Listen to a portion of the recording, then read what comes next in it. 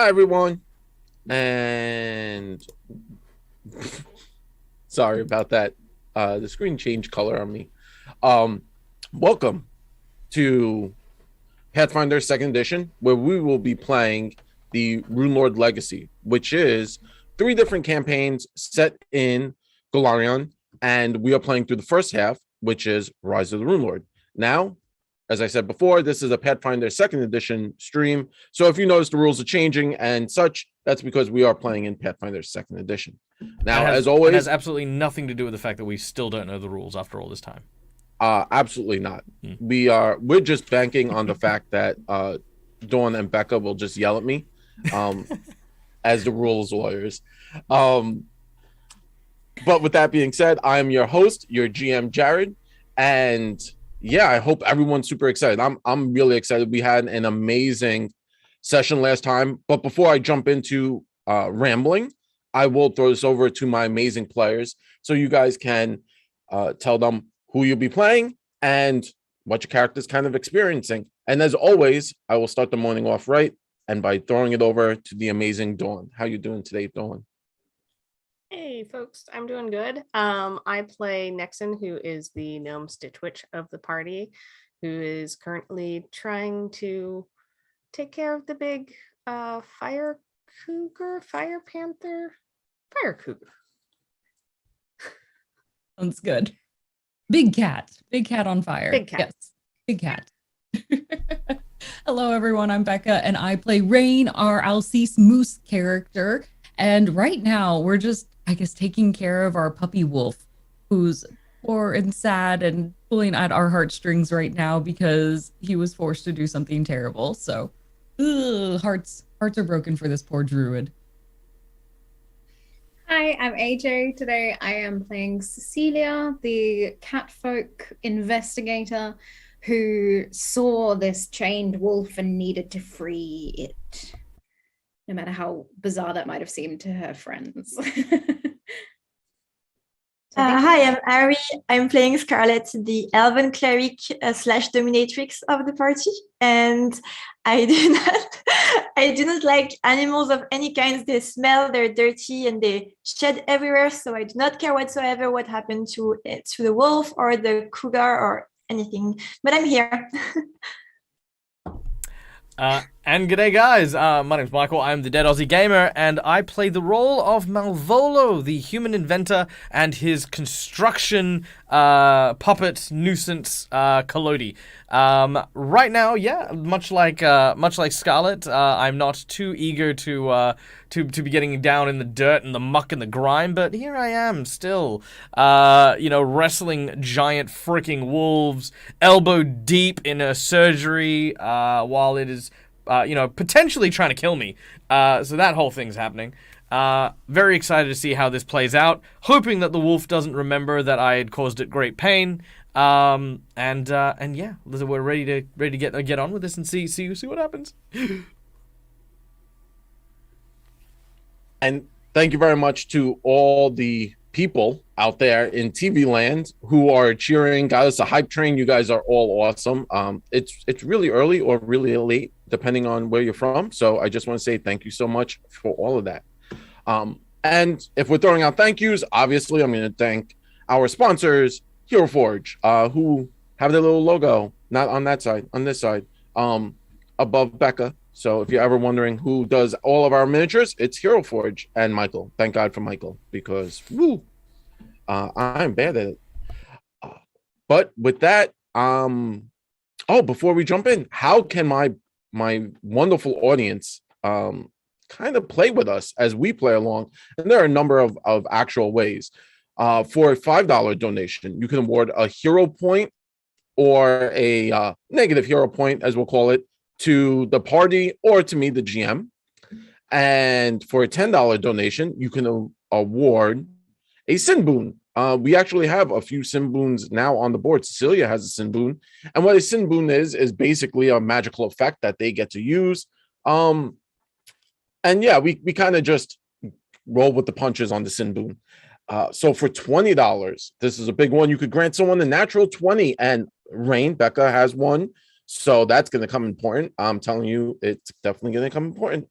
And obviously, for the large, massive, huge donation of $50, we get to create a custom wandering NPC who helps out the party. They were very valuable last session. If you haven't caught up, we had Atlas and we had a number of NPCs that helped the party last session. So that was really awesome. Or a custom magic item for the group that also comes in. We've had a few magical items. Nexon is holding one of the really cool ethereal life twine that's really awesome. Thank you, Michael. Michael's throwing up all of our cool NPCs, wandering NPCs we've had so far. And you're going to see underneath Cecilia, AJ, you're going to see our boss bar that filled up last week that brought in that epic battle where Rain suplexed a giant raging wolf monster, which was pretty awesome. Pretty freaking awesome. And speaking of giant wolf monsters, that's where we'll pick up today with the party having just saved and kind of freed the giant wolf monster from its shackles. Marvolo pulling out these spikes on its bodies, tearing off the collar, and having Scarlet come over and heal this wolf. And you could see where the collar was tearing into this creature's throat. It's starting to mend and heal back together. Nexon is actually on the opposite side of the woods, kind of tending to Kibble, the fire Kruger, who is the pet companion of some of the Black Arrows. But the biggest concern is what is going to happen with this wolf. It was full of rage, started to explain to the party that it was enslaved by these ogres. It stumbles forward as Marvolo yanks out another spike out of its body, and it catches itself on the floor. It looks up and kind of growls a little bit at Marvolo, and then shakes its head, realizing it's trying to, overcome that animalistic instinct. And it looks and says, "You have done me a great service.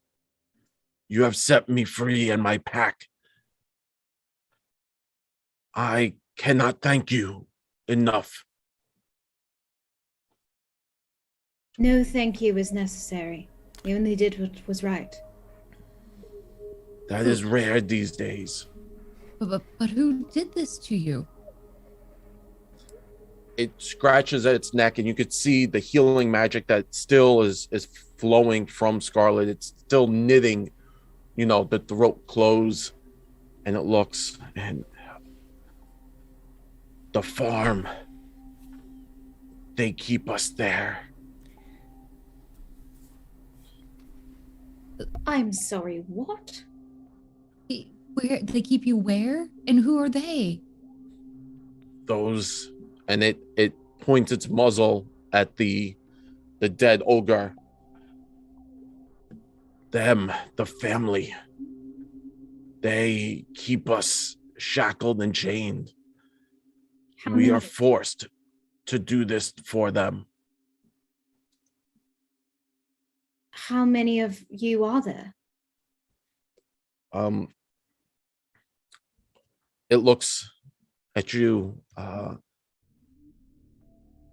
That one took us out to hunt in the town.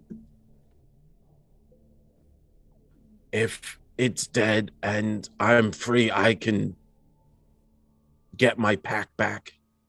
We will leave these areas. There is nothing here for us.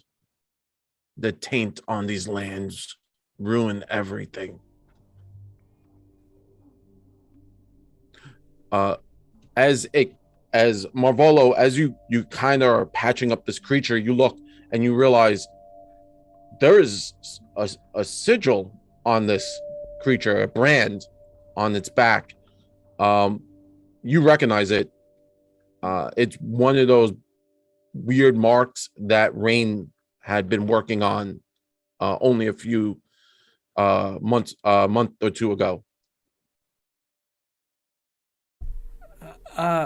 Still clinging to the fur on the back of this giant wolf, because Malvolo hasn't really had the opportunity to get off since he was removing the spikes from its back. Pardon me, Mr. Sorry, I didn't catch your name. Wolf? Name, Tier. Tia. That's a lovely name. I don't suppose you could perhaps lower your stance ever so slightly. There is something I would like to perhaps show to my friend. I very desperately gesture for Rain to come over and have a look at the rune. Oh. How did you get this? This isn't just a normal thing. How did you get this rune on your back? It kind of shimmies a little bit, and it looks down and says, they brand us with this. It makes us follow.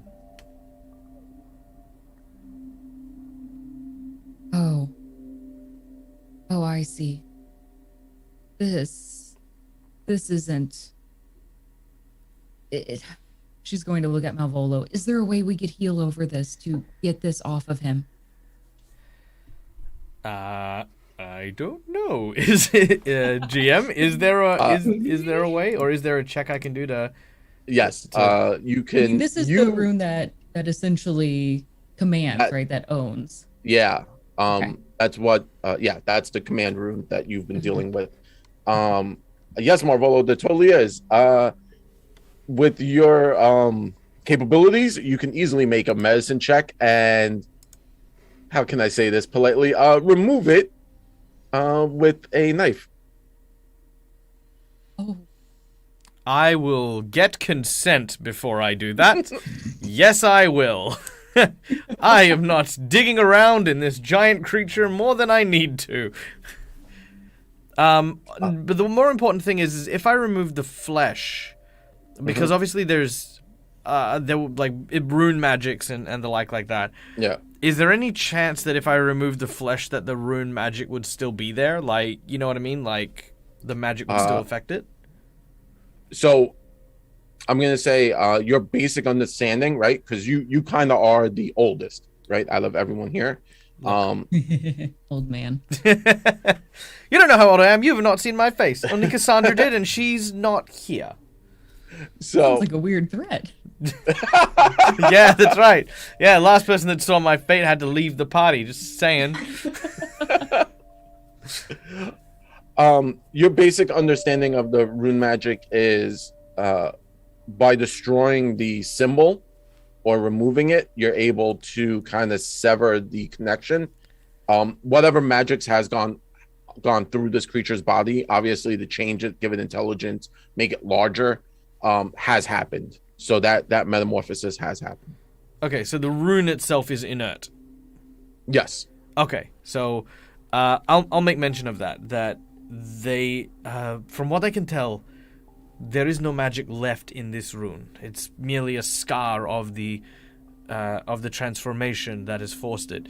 It makes sense. If I had to guess, I would say that maybe this is an incomplete version of the rune magics that you found in the research that you did. You see, in those notes, it spoke of being able to exert dominion almost in a masterful kind of way. But if that were the case, then this creature wouldn't have... Tia wouldn't have needed a collar to control it. If that makes sense. No, it does. It's right. No, I understand. So with the collar and its ability, your ability to talk to us, clearly it shows that you're not bound to it completely. I was just concerned. That rune, if anything, could be a terrible memory or an opportunity for it to call back to you.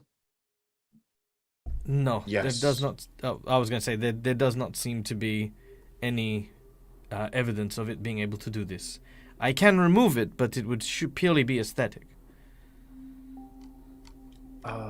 If what you say is true, then I am free and my pack can be free too. We shall keep it. It will mark us and let us not forget the terrors that these monsters have wrought upon us. It will be a memory to our pack. Stroking his chin, Malvolo says, well, if that is what you would like, then perhaps I might offer a suggestion.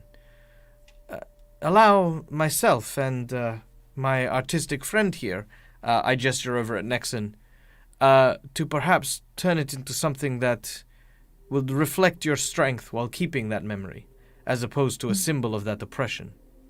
Make it your own. Yes, I will accept this gift.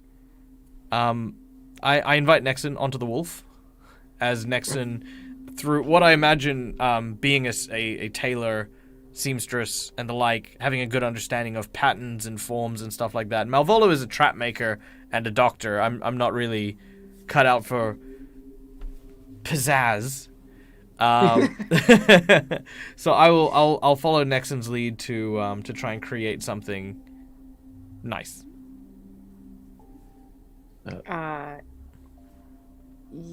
I'll kind of look it over, and like if there's anything that I look at it and can tell, like, oh, if we add something to this, I kind of transform this bit into something else, to make it look like some that would be more appropriate.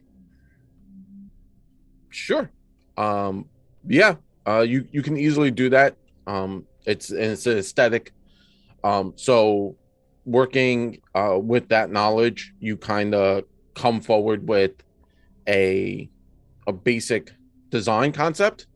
And you give it to Marvolo, and Marvolo is like, hey, I could work on this. It'll take me a few moments.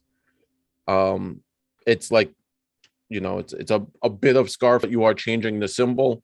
And what would it look like? Nexon? Maybe like a wolf face with like a rune?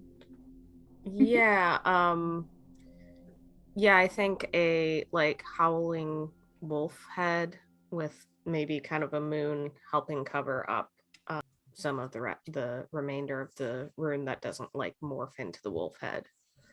And Marvolo goes to task. While this happens, you could see the wolf's in pain, but it, very sturdy and doesn't really show much. As Marvolo finishes, it kind of licks at the wound, and as puppy dogs do, and it looks at the group and it says, "Thank you. You have done me a great service. You're welcome." Now, let me give you a gift." And it stands up on all fours, and it takes in a deep breath, and around you becomes ice cold. And it says, "I shall give you 3 aspects of my pack: the hunger of the wolf, the breath that I have, and the swiftness of the pack. Who wishes to hold these gifts?" I do. So Scarlett's like, "Yeah, I'm in." So it looks at you, says,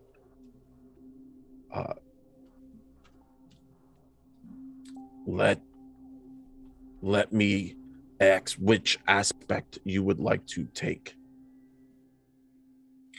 I'll go for the swiftness, I think. Swiftness. Yes. And it blows, and ice breath kind of comes out of this creature. And as it does, you take on that new marking. You get a little tattoo somewhere on your body of that same symbol that Nexon has just created. And with that tattoo, you can activate it, and you will gain a +10 base speed of movement. So you gain an additional +10 to whatever your base speed is. You add 10 to it. You kind of run around super fast. That's fuck boy. Let's go. The tier looks at the rest of the group and says, "Who wishes to hold the next gift?" Okay. If you're feeling gracious, I'll take anything. And we'll go to that farm and we'll find anything else that's there. Anything that you can help us to free them. Well, I'll appreciate it. Yes. I shall give you hunger. It will make you sense the world as we do. And it blows out again that great ice breath, and the tattoo emerges upon your body. And hunger allows you to have your skill rank in perception to increase by 1 step. So whatever it is, it increases by 1 step, and you will also get imprecise scent. So you smell a little better.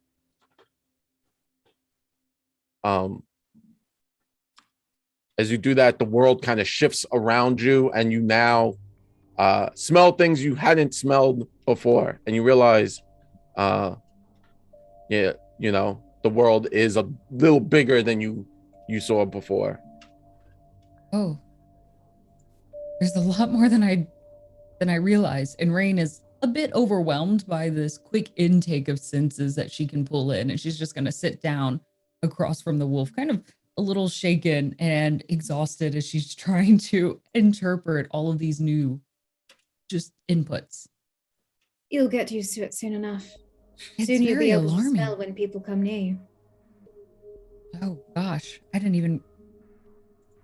And she can kind of start smelling the blood and the gore of the scene a lot more, and it hits her much harder than she was ready for.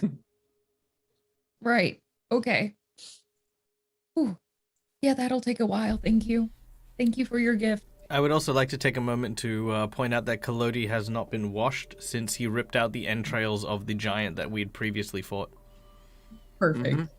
Great. This is going to be real fun walking next to him. It's like just this aura of like angry looking tendrils of scent that just sort of emanate from this wooden creature. And he's like, "What are you looking at?" Rain's just going to be glaring at him. Like, it's just so gross. It's nothing he can change right now, but he's just so gross. Oh, thank you. Thank you. No, I'll be sure to use this to help the others.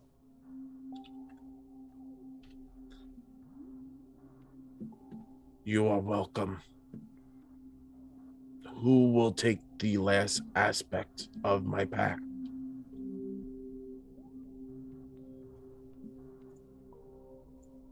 I do not usually accept gifts, as it is not common where I'm from. But if this is your way of showing respect, then in honor of that, I shall take the third. And you shall have my howl then. And again, this time louder, kind of echoing howl. And Cecilia, you get the mark of the clan of the pack, and you now have a icy breath, so you can activate it, and you can breathe in a 30-foot cone in front of you, and it's pretty awesome. It's kind of like Fireball, but it's all ice and wind. It's very cold. Oh. One might say it's a cool ability. No, they wouldn't. No, they would not. No, they wouldn't. They would boo me. I'm gonna throw ice cubes at you. I think that's funny. Thank you, Tyr. Did you know that your name means animal in German? Do they still have ancient German here as a language? I did not know. I got it when I was little. Well, Oh. it is a special name. Then I shall honor that name. I appreciate it. Thank you. You will be safe to travel through my woods. None of my pack or pack mates will ever attack you here. Thank you for granting us safe passage. Oh, we'll gather our groups and we'll move towards the farm. You said it was over in that direction? Yes. Okay. And, he kind of points in a general direction. And you can see like which way to go. And as you all look, you could see Kibbs is slowly limping in that direction. Oh, Kibbs, hold on, little big friend. We'll come with you.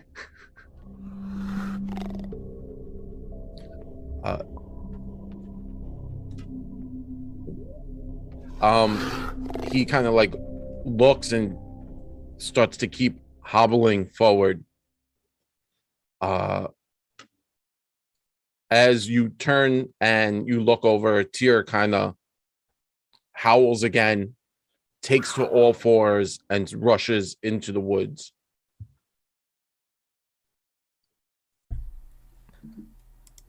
Wolves aren't known for their long goodbyes.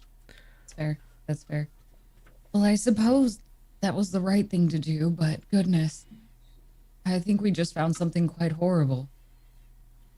Yes, if the giants are using these runes, then I think it's important that we find them.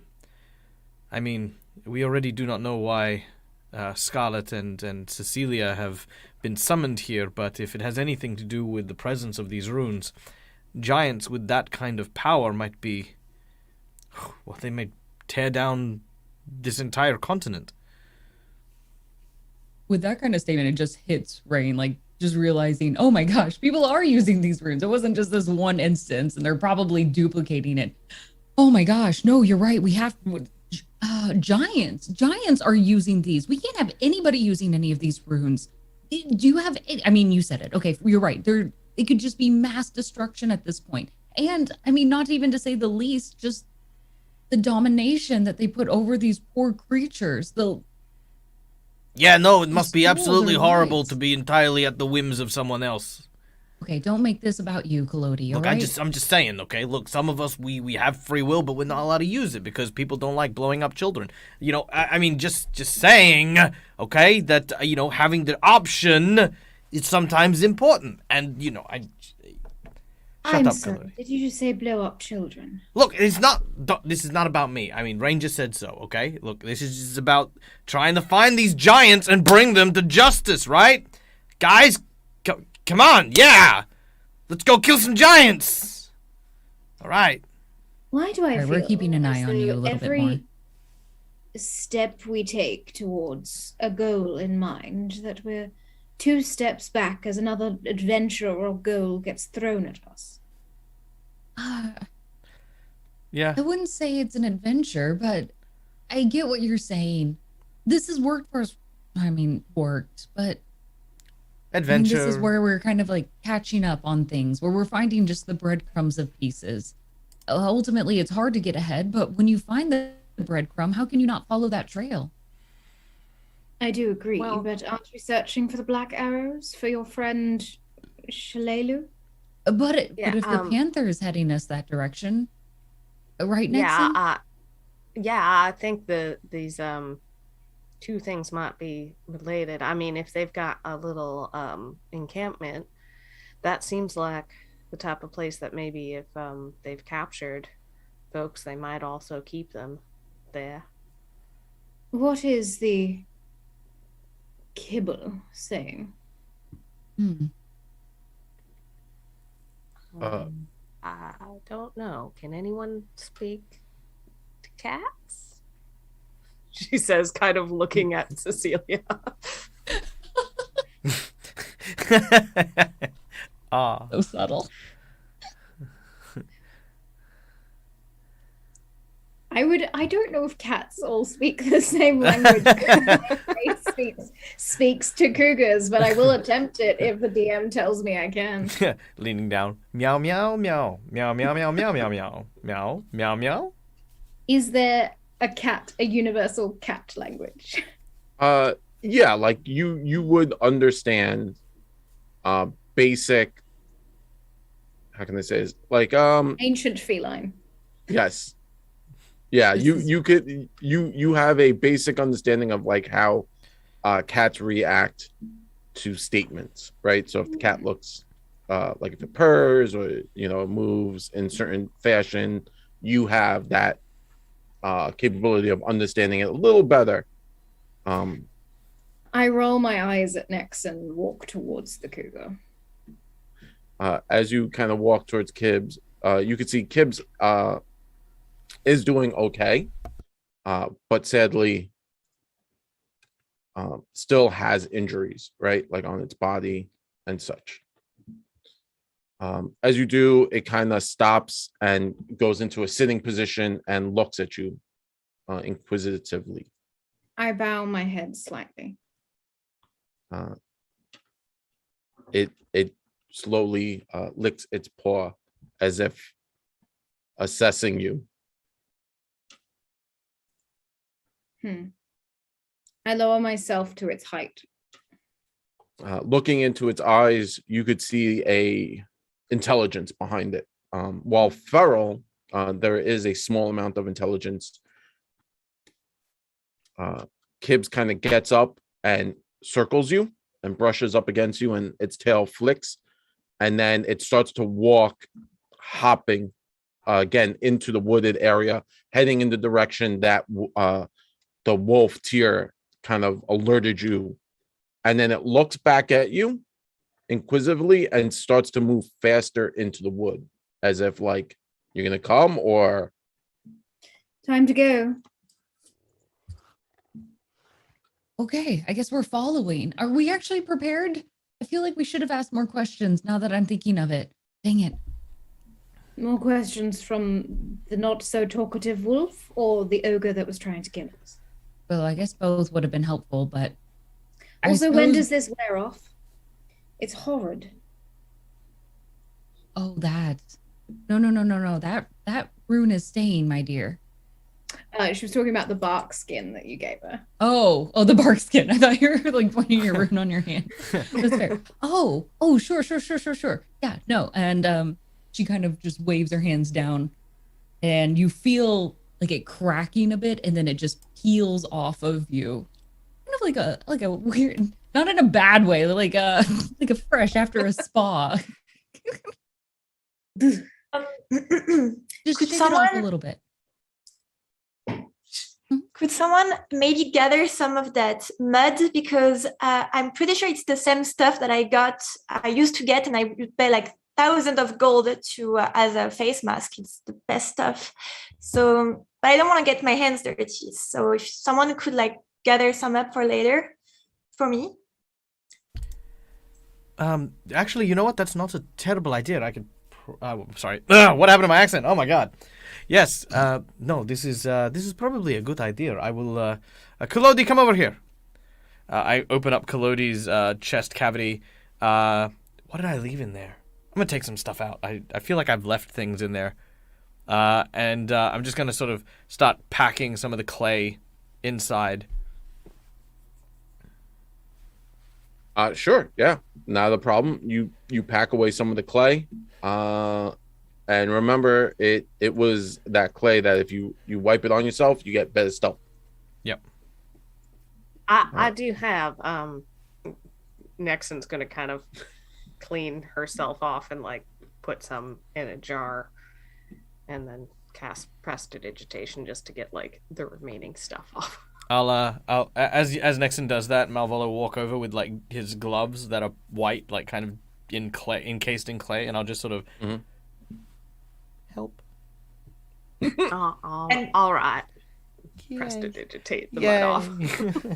And then you see Scarlet like from behind of Buffalo. There's like a queue. Yeah. Everybody's Can you waiting do to get me? clean. And I just have a tiny bit like here and there, but like I could wipe it off myself, but I prefer your spell. Yeah. Nexon will kind of begrudgingly do it. She's like, I'm gonna stop charging if you need this too often. Honestly, you should. I kind of imagine that as Scarlet is also being tended to in the background, Rain is chasing down Collodi. Come here, no! Come here, no! It's your turn. Just dragging him by his feet. You need to get this done. What on earth am I in for? And I'd like to turn to Malvolo and tell him a little something. Mm-hmm. Malvolo, I was very touched by what you did just before when we were facing the ogre and you touched him with your hand so he wouldn't grab me. I start scratching my hand like, yes, that, yes, think nothing of it. I kind of abhor any unwanted physical contact. It bothers me a lot. Yes, but then you kind of like splashed a lot of mud all over me and dirt, so it cancels it out. So I just wanted to let you know. Understandable. All right. We should get going. Yes, I have to agree. We're going to lose track, and to be honest, what time of day is it right now? It's getting late into the afternoon. Okay. I mean, we probably should get there at least before dark, or we're going to lose our way in this forest. That would be useful. All right. Following the trail that the wolf mentioned and that Tyr mentioned and Kib, you kind of move through the woods.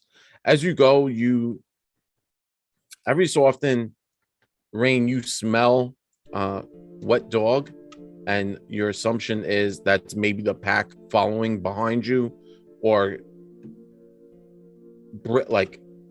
traveling next to you to make sure you're safe in your move.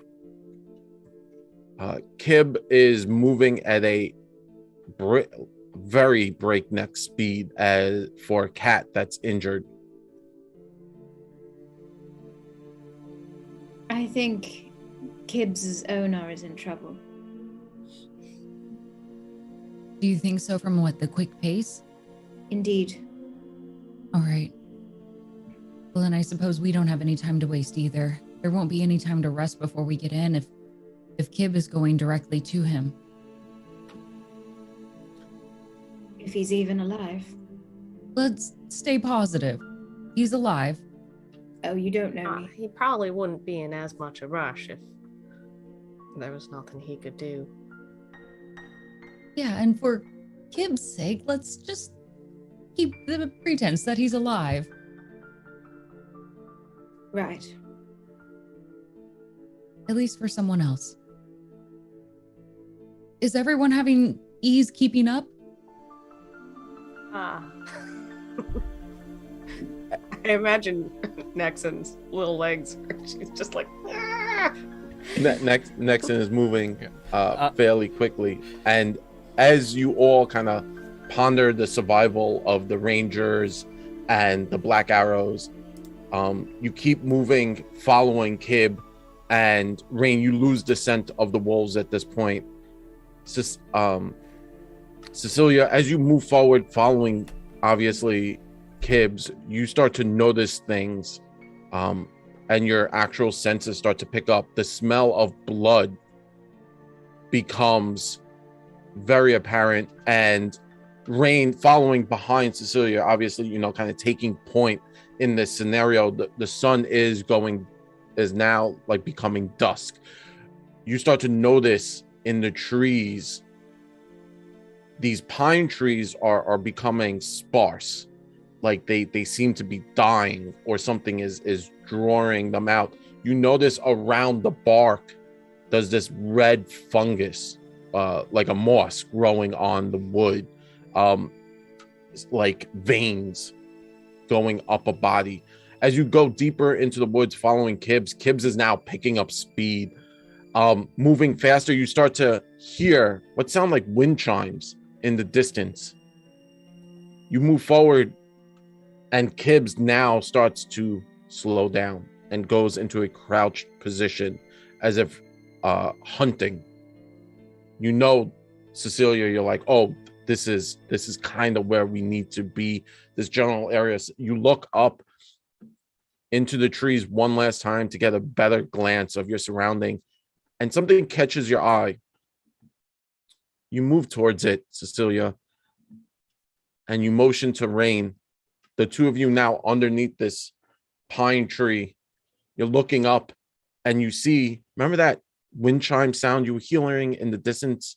You now look up and you see a wind chime, but it's not made from wood or normal pieces. It's the rib cage of a man with other bones tattling and rattling upon it in the wind.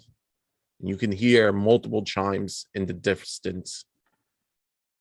I respect your hope, Fane, but Don't say it out loud. Saying things out loud does not help us. It's an omen. We don't know. Can I actually inspect? Can I tell how old those bones are? Are they picked clean, or is there still little bits of flesh on there? On these, they are picked clean. They are actually fairly nicely cleaned, right? And you do notice that the string that would have been attached is actually sinew or muscle, but it's been tanned. Oh, Malvolo. Okay. Oh, well, he actually no. You can't see the look on Malvolo's face, but because he's got the mask on. But he actually has a appreciation. It actually takes a lot of effort to do that, right? Like, I mean, sure, getting bones and cleaning it and stuff like that, but to actually tan sinew to use as string in lieu of using fiber from like trees and bark and stuff like that, that's actually quite ingenuitive. Listen, we don't know if this is recent. As far as we can tell, and especially by how clean those bones are, it could have been there for quite a while. This could be something they've had for a very long time, or even before they came here or something like that. So let's not make assumptions, and we'll keep our hopes up, and we'll bring whoever we can back alive. Okay. your innocence is adorable. Well, it's right now, it's all I have, so. Can I look around, seeing you would describe the trees as being kind of dead and sparse? Mm-hmm. Being in tune with plants, can I get a sense of what might cause that? You look around and you realize that moss that's kind of growing up the tree like veins. You pull out a small, dagger, and you start to peel away the moss, and it has this very viscous fluid underneath it, like almost like a sap, but it looks like the moss is secreting the sap. And it's a dark, almost red, that like brown red, that like very dark brown red. You realize that the moss is probably strangling these trees in this section. And it's not like just one or two trees. This is like large sections that this moss is like strangling these trees, depriving them of nourishment. Do I know anything about this moss, or is this a bit more of an alien species to me? It's a bit of an alien species, but it reminds you slightly of that moss you saw only a month or two ago actually probably like 2 months ago in a house, on a cliffside in a basement. Wait, so this is the moss from the haunted house, the same stuff? It's not directly the same, but it has that similar Right. like Oh, good. darkness. my heart pangs a little bit thinking of Daisy, who is now dead. My small leshy companion. Oh, and I have to think for a second, like, no. This is not the right time. I'm not going to summon a new leshy here. So real quick for our lovely audience members, as many of you know, we've been playing this game now for quite a while. So to give you guys a little bit of insight into what that refers to, in the previous book, our group of heroes found themselves inside of a haunted mansion. Within that haunted mansion, a crazy man decided to bind their soul into a house in order to try and transform themselves into a creature known as a lich.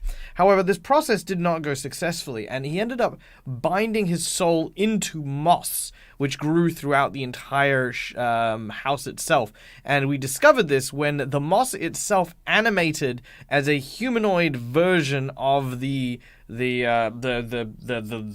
old man person, who then attacked us, nearly killed us. And then once we destroyed it, Rain had decided to take the bits of moss and transform it into a companion creature, which then followed us with a horrific old face.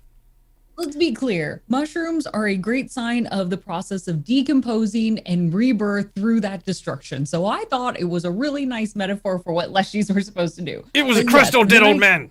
I know, I brought back a dead old man and carried us with our adventures. It's fine. I have small regrets. And this stuff is apparently similar, if not the same, which, I mean, Malvolo is not that invested in the moss, but I imagine that it would be a very clear sign that there might be someone in a similar vein who's used a similar ritual to bind their soul to the grotesquerie that's here. So, yay! Plot. So can I use detect magic? Yes, the detect magic is you can activate that ability and you kind of ping out from your natural area, and you do sense a bit of necrotic magic, but it's not overwhelming, or you might be like too far from where it would be. Rain, you're getting that line between your eyebrows again.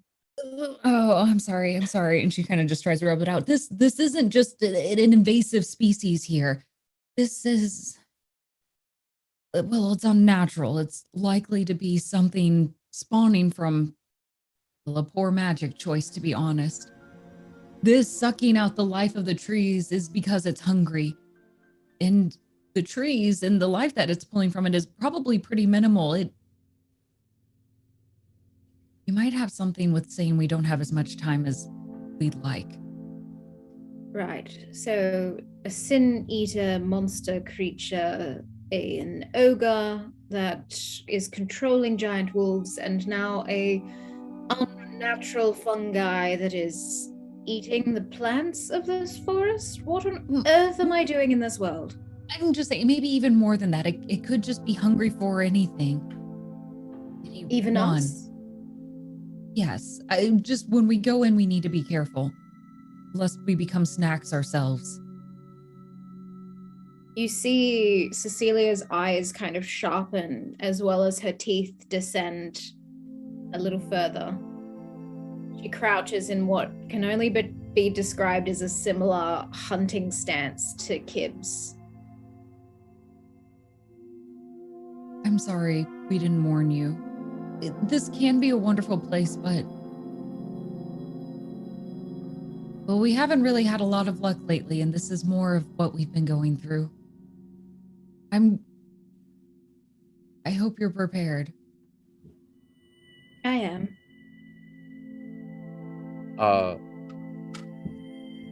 As you all kind of take this in, Cecilia, you take that stance. Kibbs kind of looks at you and starts to move forward slowly, and as it does, it's now moving with purpose, making sure to avoid stepping on stones or low branches, as this is very strange. Hunting cats are naturally, stealthy, but this looks like it's specifically looking to avoid things, and you would know this as this is probably a trained animal, or someone had trained this animal, and that's why it's avoiding these spots. It's looking to not step on heavy branches. I Following, flank Kibbs and repeat the same pattern, hoping that the others will understand not to step on certain things. Who's closest to me? probably Marvolo and Kalodi and Nexon. I'm gonna turn to Nexon and ask, while looking at Cecilia, ask, do you think she uses regular toilet or she has like a big giant litter at home? I have a feeling like us, but that probably isn't a polite thing to ask. Oh, so okay. How far away am I? Can I hear that? I have good ears as a cat. You do have good ears as a cat. I think you're maybe a bit focused on I don't know. Well, I was gonna say Rain. I gotta remember my own character's name.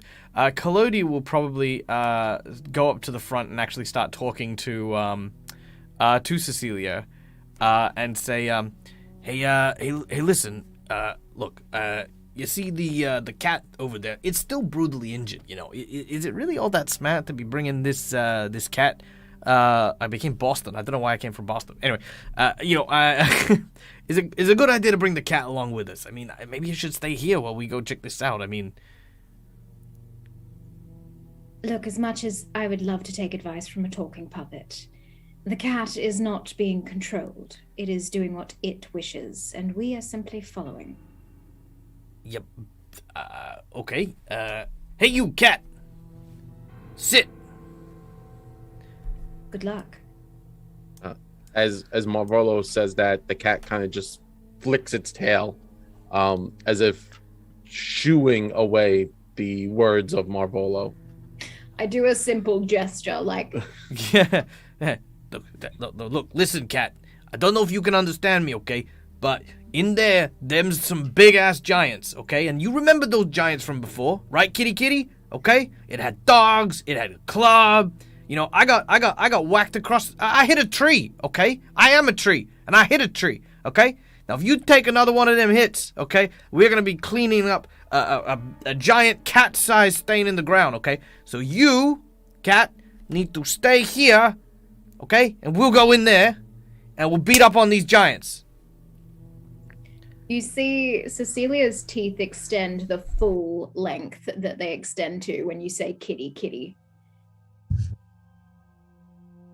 And anger sort of passes over her eyes as she glares at you. All right, Nexon's gonna Kalodi. Hello. Yeah, Nexon's gonna lean over to Malvolo and just go, is there a mute button? Invent mute button. Kalodi, I think you've said enough. Remember, we're interacting with each other with respect. I'm assuming Kibbs knows exactly what he's getting into. And just like us, Kibbs has the right to make the choice. If he wants to go in and define his part, he can. Also, there's plenty of fights where we've not turned out so well, so you should probably just accept any help that we can get.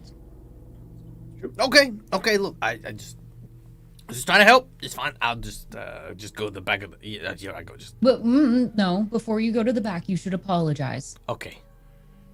I'm sorry. Wait, why am I apologizing? I sort of go to try and pat Kibbs. I stop Kalodi's hand. I would urge you not to pet the cougar.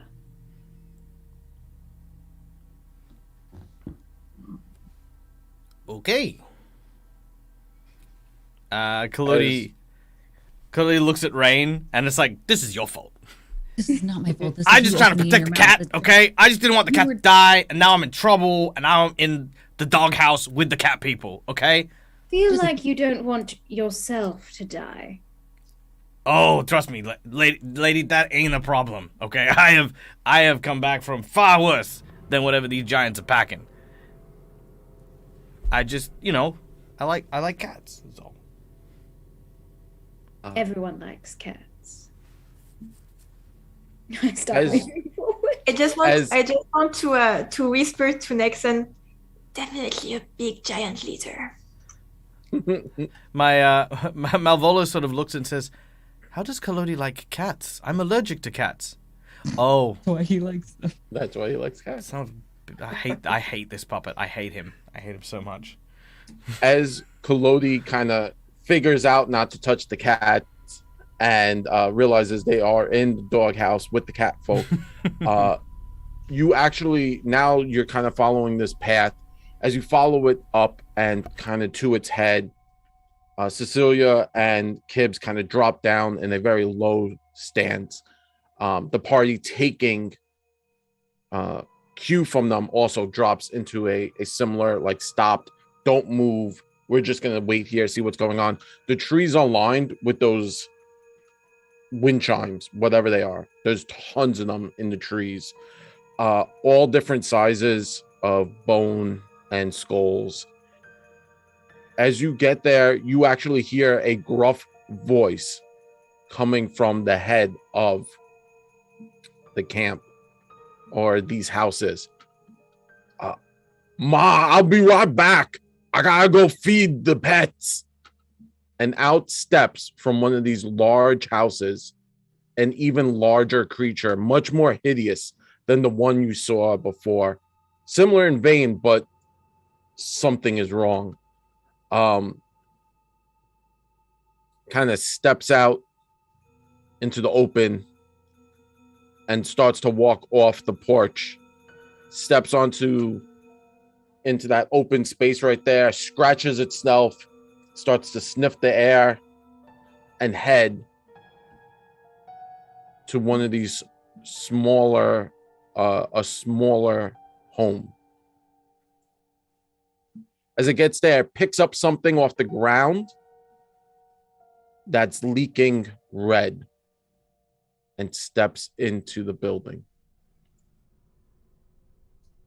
With my acute smell, can I tell that's blood? Probably. Okay. Like, a good high chance of that. I've smelled blood before. That seems like blood. Mhm. Oh, that's not good. That's not a good sign.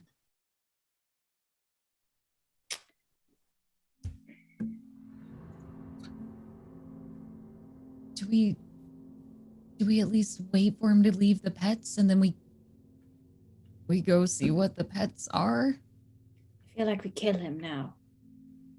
on his own? Hunt them down one at a time. That's what I would do. I have a feeling the pets are more of the wolves that they keep. Hmm. Maybe Notice we try and set those wolves free first. Is there another matching, like, skull whistle? From what you saw, it does have skulls around its neck, but none of them look similar to, like, the skull whistle. These seem more or less kind of like decoration.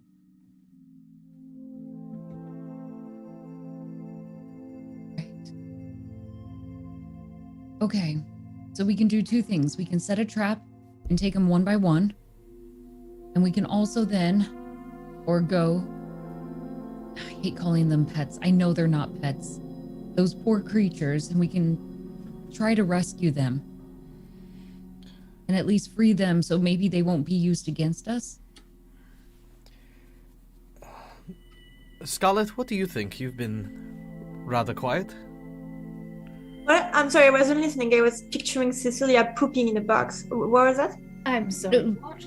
Do we fight them one by one and pull them out, lure them out here to try to battle them? Or do we try to free the animals or creatures first so that way they won't be used against us and hopefully can survive this encounter? That's a very good question. Let's kill them. We know Okay. that, dummy. We were talking about how? Did you just call me dummy? I did. If you're Oh, picturing me boy. pooping in a box, you're clearly not helping the situation. So you're not pooping in a box. I do not poop. Okay. Listen. As much as I would enjoy this, if we want to be torn limb from limb, I'd say we may as well do it while we try and save the doggies from these dudes, okay? Because I guarantee you, if we stay here and we fight here right now, then yeah, that's exactly what's gonna happen. So look, all in favor of going in, chainsaws blazing? All in favor of sneaking in and trying to kill that one guy? Malvolo puts his hand up for that one. All in favor of whatever Nexon wants to do. Majority wins. Oh, I guess I was a little confused. I'm for the let's let the wolves go Yeah, that. first. Oh yeah, we can do that with the first one. So sneaking in and letting the wolves go. That's what we'll do. Okay. Well, I'm sorry, Scarlet, but I think you've been outvoted on this one. Yeah, I was just thinking of all the good leather I could have acquired, but it's okay. Right. Well, maybe you can use the ogres instead. No, it was As- stupid and disgusting. As you are all talking, kind of conversing with each other in loud tones or in hushed, angry voices, you realize Kibbs had moved up. You look out and Kibbs had moved up, and there is a snap and now a screech from the cat as you realize it stepped into one of the what looks like a trap. It was kind of beelining for the place the ogre went into. Okay, so Malvolo springs into action as he sees that happen. Where does he get trapped? Right up He's by kind this of like jumping around the place. sorry, right up there. It kind of moved up, and now it's screeching in pain. All right. So Malvolo is going to yell at Collodi and get us both to run up. And what he's going to do is Malvolo is going to very quickly use a craft check to literally dismantle the trap around the ankle, like just pull it into like little tiny pieces. And then I want to use my quick medicine to cure the injury, to heal the injury. And I want to then have Collodi open up his gut and sort of almost like backwards crab walk over the top of Malvolo and the leopard, and then just empty the clay that we'd picked up to kind of make it look like we're a giant rock or something. Over the two, Kib and Marvolo? Yeah. Okay. So as Marvolo springs into action to set Kib free from the ground, and Collodi's now crab walking all over the place, the group kind of hearing this, moving forward, following the lead of Marvolo rushing, you start to hear loud in the trees. You start to hear the wind chimes chiming, but it doesn't sound like from the breeze. It sounds like shaking as the group kind of moved up to where the fork is, not the fork, where it kind of opens up. And you quickly look up into the trees and you see two giant spiders crawling down. Ugh. Not just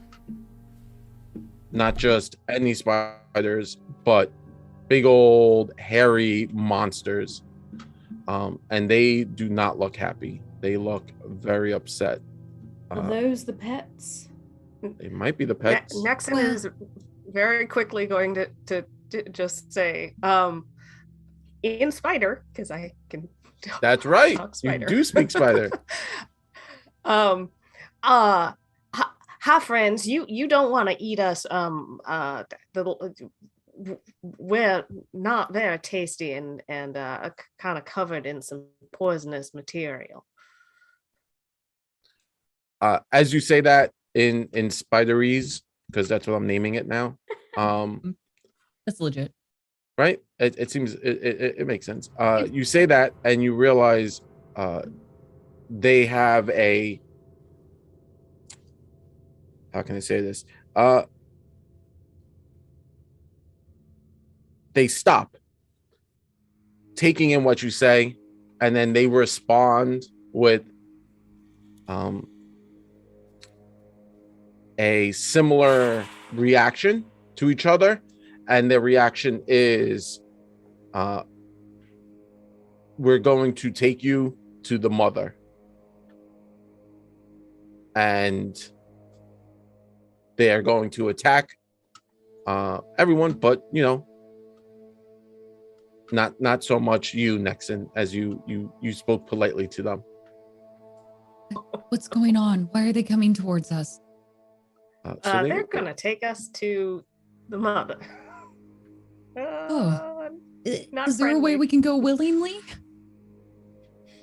Tell them we're here to see the mother. We're here to see the mother. You can just point us in the right direction. Mm-hmm. So at this point, Nyx kind of comes out and is going to dance on your hand, Nexon, and Nyx is like, basically is telling you with the through telepathy, and it's like, yeah, cousins, right? It's gonna say like the cousins, are wrong. Like there's something wrong with them. Like they're not.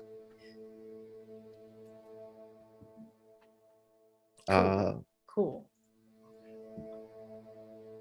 So they're going to come down, and one of them is going to start to spin a web. It starts to funnel the web in out of its spidery back, and it's going to try and shoot it all over Scarlet. Can I use my new howl ability and then freeze the two giant spiders? You could try. You could give it a go and try and freeze them up. Yeah, how do I do that? So you tell me you're gonna use that ability, and I will just make a check for both of the spiders. Okay, as a base instinct, I see the web starting to be spun, and I look down at the tattoo on my wrist and just breathe out this icy breath towards the two spiders, hoping that it at least stops them spinning webs. And the other one. One moment. Bless you. Thank you. To your class DC. Sorry. Oh, these are hunting spiders. That's not. I like bananas. Okay. So both of them do fail as you let out that gout of frost, and it does cover the area. You kind of tag up both the spiders, and they kind of freeze almost to like a solid state because they did fail badly. Oh. And it's the first time you used it, right? So you kind of put a little bit too much gusto into it. And we should run now, I think. Wait. Can I try to peek there's around something it? Not right about these guys. Can I peek and see if like there's a rune on them? You look them over and you don't really see anything quickly. I think we should go before they melt. Yep. No, I agree. Rain will run up and pick up Kibbs. I'm gonna carry him at this point. Moving forward, Rain, you've grabbed Kibbs. Everyone's kind of run to exactly where Marvolo and Kalodi are. So you've created like a small little group in that area. What's happening? Why are we running? No, it's okay. I'm sorry, Kibbs, for not asking for permission before I pick you up, but this is really important that we get moving now. and she's going to lift Kibbs up and kind of like place him on her shoulders. Yep. So, obviously, looks like a large house cat on Rain's shoulders, because Rain is a large moose person, Alcise. Unfortunately, this And works. as you're in that area, I need perception checks from everyone. And this is going to be very important.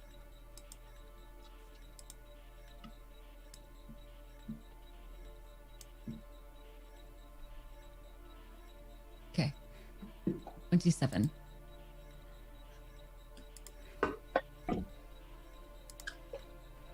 Dang. Oh, Nixon's got eyes. Sees everything. So as you kind of all rush up to where Marvolo is, Nexon and Rain, you both see this. Rain, yours kind of comes in from a smell, and it smells like iron, like oxidized iron, as you run into this field where Kibbs is. Nexon, as you run, you actually stumbled a little bit, right? So you're running, you kick something, and you stop. Last second, you look behind you, and the two of you realize this entire field has booby traps all over. Like, it's a minefield of those bear traps, and that's what happened. Kibbs kind of stepped into a bear trap, and they're all over this place. So you're minesweeping. You ran into it where Kibbs was, and you're now standing. You're like, oh, shoot. They're all up in this. Move. Don't move anywhere.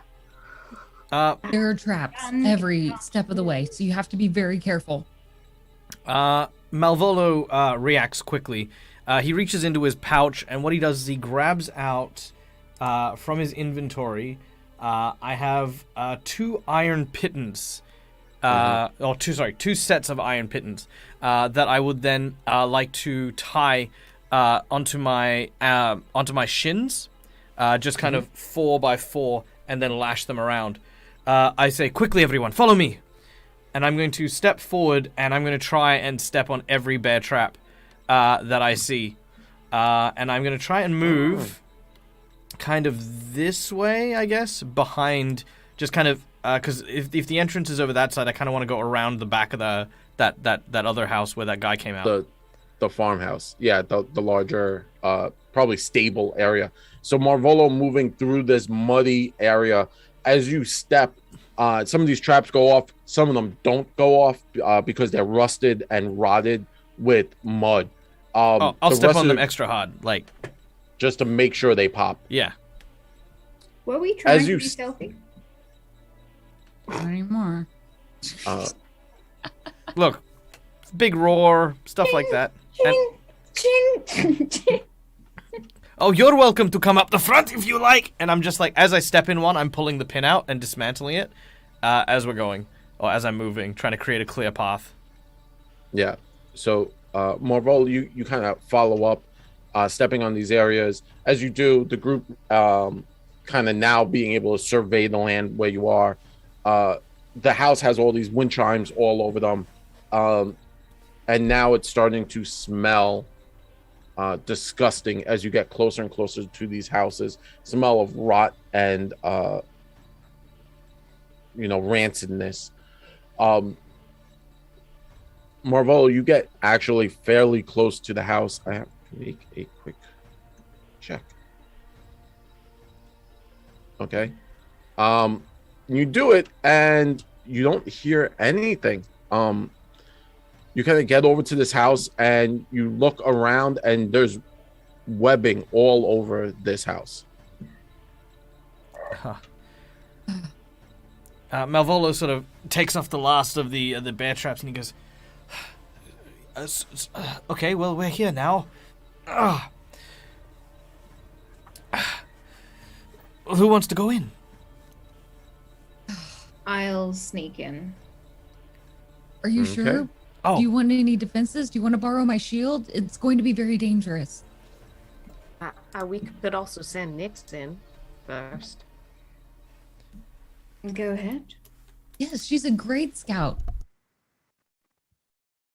Sorry, I'm used to doing everything by myself. Before, just very quickly, Nexon, these traps here, there might be more inside. Just let Nyx know that to be very careful. Well, okay, little buddy. Just be careful and don't just tread lightly. Nyx looks at you with concern in its little eyes, and it takes off underneath some of the wood, scurrying through some of the mud, and comes into a large area. Can you see through Nyx's eyes? I can, so I will kind of there you go. Nexon's eyes kind of glaze over as she looks through Nyx. Awesome. Focusing on your personal connection to Nyx, you now kind of come through its eyes. At first jarring, but now much easier to see. You are in the barn house. Has several mounds of moldy hay sitting in different corners, and even a large but crude still. 2 catwalks rise along the walls, leading to doors near the back. As you kind of crawl in, moving around, you do see that large ogre had walked up to one of these doors in the back and started to, let me just throw Nyx over onto this map so Nexon can see, so everyone will know what Nexon is looking at.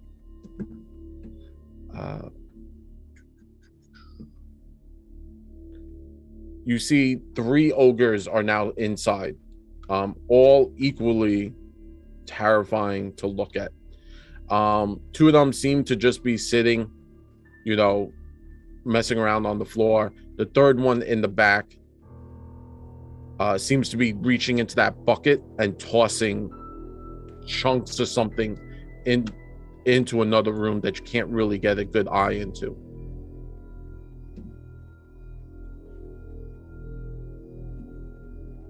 As it finishes throwing the chunks in, it starts to make its way back to the front of the area.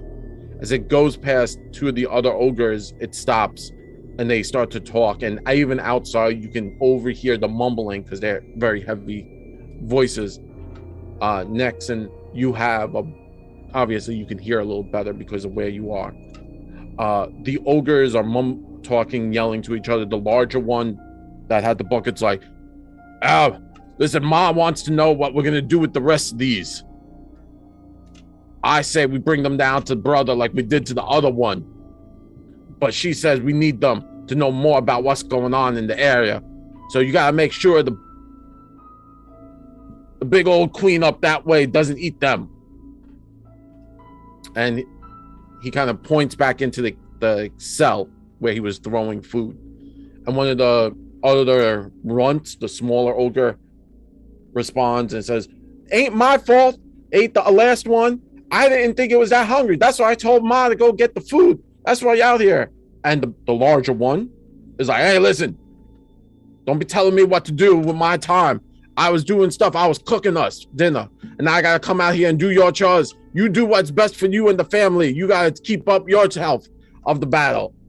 And then it kind of kicks the smaller one that mounted off and says, "I'm going back to go talk to Ma about what's going on here. I'm going to tell on you. You ain't doing your chores." And it starts to make for the door coming out.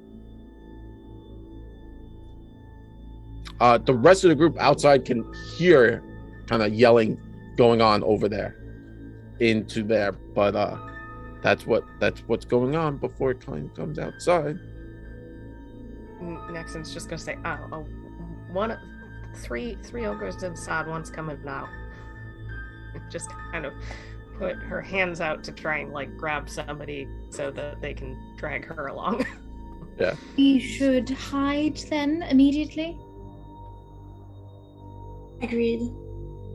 Maybe we could use that mud. Collodi kind of dumped the mud back at the other trap. Right. Can we go around the side of the barn? Yeah, you could kind of like, circle around. Nexon kind of reached out and just grabbed, and she actually grabbed onto Scarlet. So Nexon, you're kind of holding on to Scarlet. Rain, could I please have a quick leg up?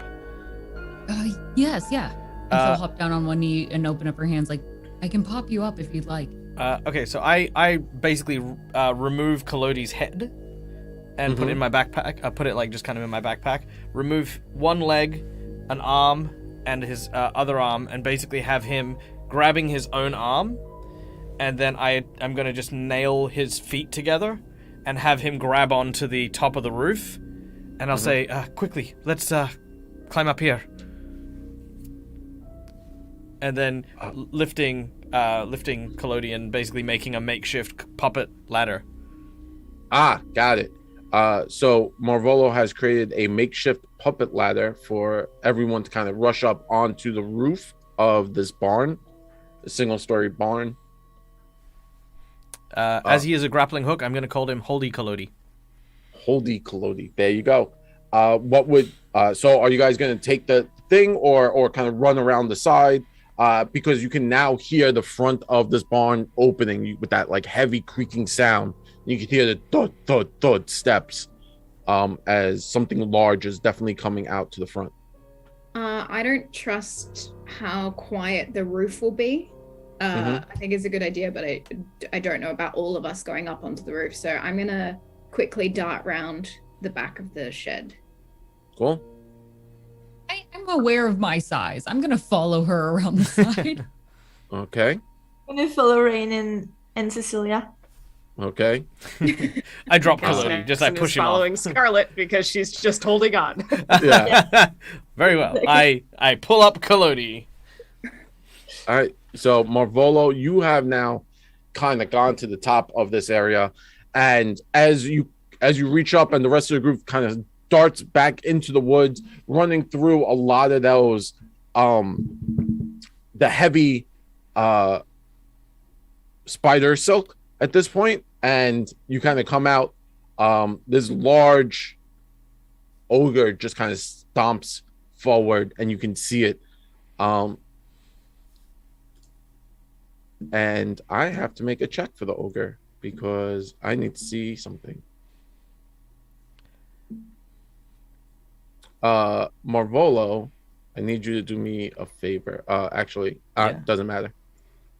Let me see. Can you make a craft check? Oh, okay. If that is against you, I will succeed on a 1. On a 1? Okay. Yeah. I got a plus 18. And now my question was no one was closing up the bear traps, right? And like hiding them as you guys move? Well, no, I kind of like kicked away the bits and pieces so they're not together. So basically the way a bear trap works is it's got a central spring mechanism that when you pull open will snap shut, and then there's a pin that looses that mechanism. There's also a strut that when you pull that out will actually separate it into like 3 or 4 different pieces. So as Kolodi's been as Malvolo's been going along, he's been deactivating them and pulling them apart so they can't just be reset. Got it. Not a problem. So the pieces are around, but they're not. They're not there. Yeah, there's not like a giant bear trap closed where correct thing would see. Got it. So this big old doopy ogre kind of wanders from one half. Stops and then keeps it going and walks right up into the other house, goes up onto the porch, walks in the house, and as it's going in, you could hear it yells out, it goes, "Ma!" Ma'am! And moves right up into there. Marvolo, you're on top of this area. It's very, very, how can I say this, worn away and not taken care of. What is the roof made of? Mostly rotted wood. Mostly rotted wood. There are nails sticking out of all over the place. You could see that they tried to maintain it in a weird sense of like putting pieces down over holes and such, but sadly no, nothing Okay, so what I want to do is I want to find one of those little holes, and I want to just very carefully dismantle the patchwork and Okay. open it, but very slowly so that I don't let light into the. All right, make a craft check, because you want to do this. Is the With DC that being, I was gonna say, is the DC higher than 19? uh, is the DC higher than 19? No. Then I will succeed on a 1. And I'm not gonna On a roll. I'm 1. not gonna waste my natural 20 on that. Thank you, Jared. Which I know is Fair coming enough. next. Next is my nat 20. I know it. I feel it in my guts. Still in your guts. Feel it in my fingers. As Marvolo works to do that, what would Team Cecilia like to do as you kind of like ran into the woods behind the area? Poor Nexon's just getting dragged like I didn't realize it was woods. I thought there was like a back of the shed area, but yeah, it's like it's like bramble and stuff. There is a back area, but like it's again they don't really take care of this area. No one's really come out here and done landscaping in a while. We're following our fearless leader. Yeah, well, Nexon's going to instruct Nyx to kind of slowly make his way to try and see into that back room area, and then so that will probably take a little bit of time. what does your creature see, Nixon? There's a room in there that I'm wondering if maybe that's where they've got the wolves or something. They were feeding something, but also mentioned a queen. I think there might be maybe a spider. So just trying to see what's in there. All right, report as soon as there's some sort of knowledge. If there's anyone we can save, we'll need to do that first. Extra backup.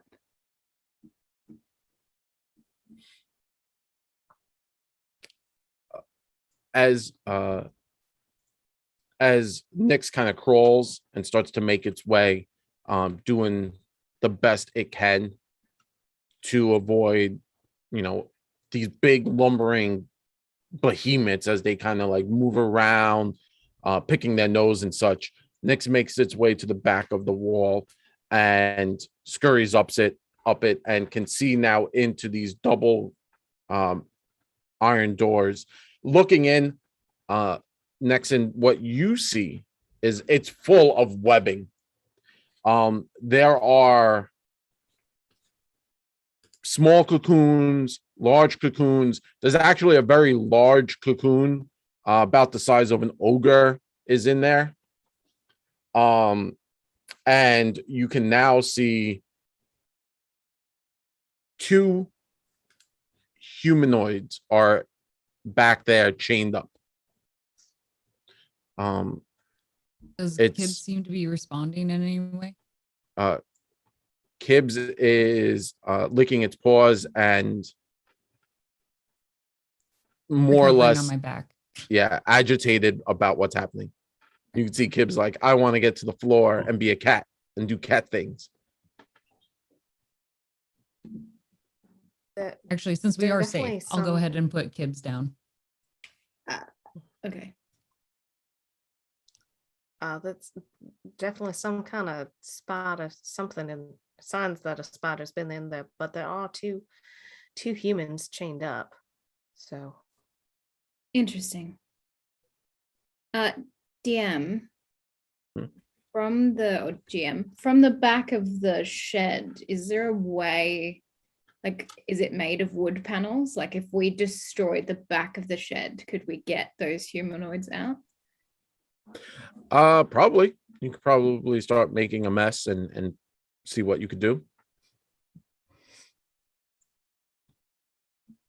I want to see if there's any. I just want to test the wood planks and see if any of them are loose or I can see into the building from the back. As you start to like pry and pull, you pull one loose and it comes out with all that webbing.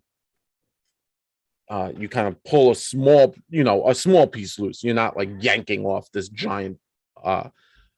So you pull it and you just see webbing kind of fall out, and actually a bunch of little spiders scurry up the wall. Ugh. All right, that's not a good sign.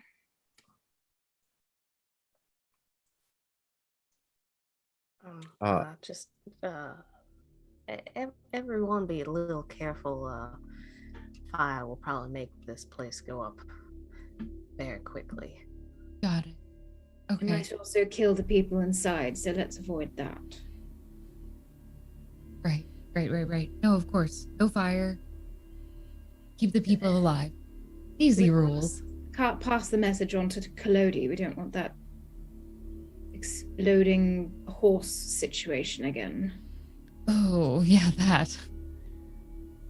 Wasn't me.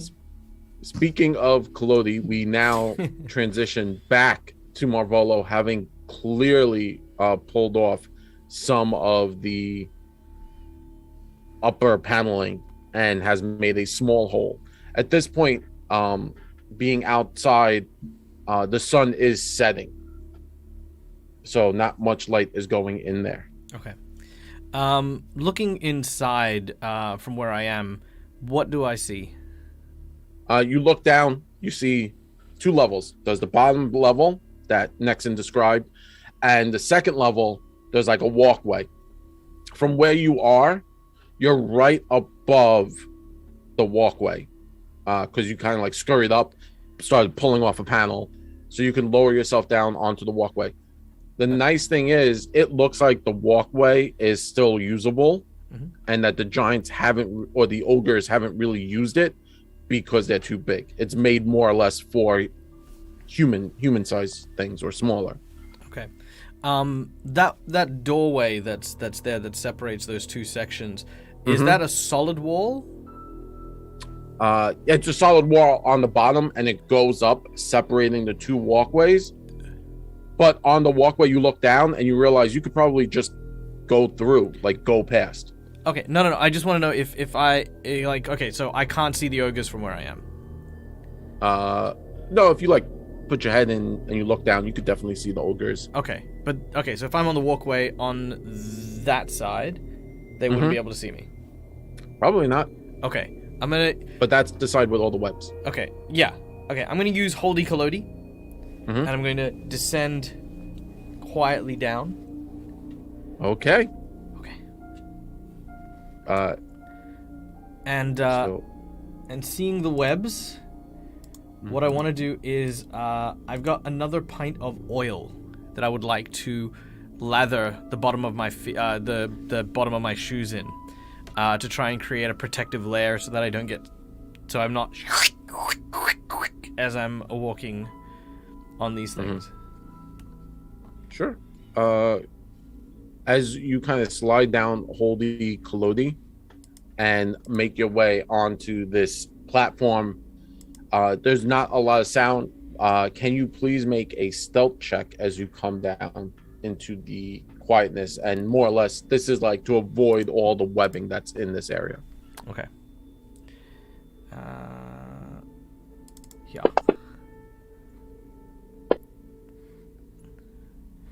25.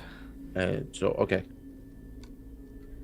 So you kind of come down and you are very quiet. You come down into the second half that Nexon kind of saw. The majority of this large chamber is covered in filthy webs, forming a funnel that dips down into the ground. The catwalk runs around the rim of this room. In the northwest and eastern corner, the catwalk kind of expands to be like a standing area. Most of the manacles that are in here, all covered in blood, rusty.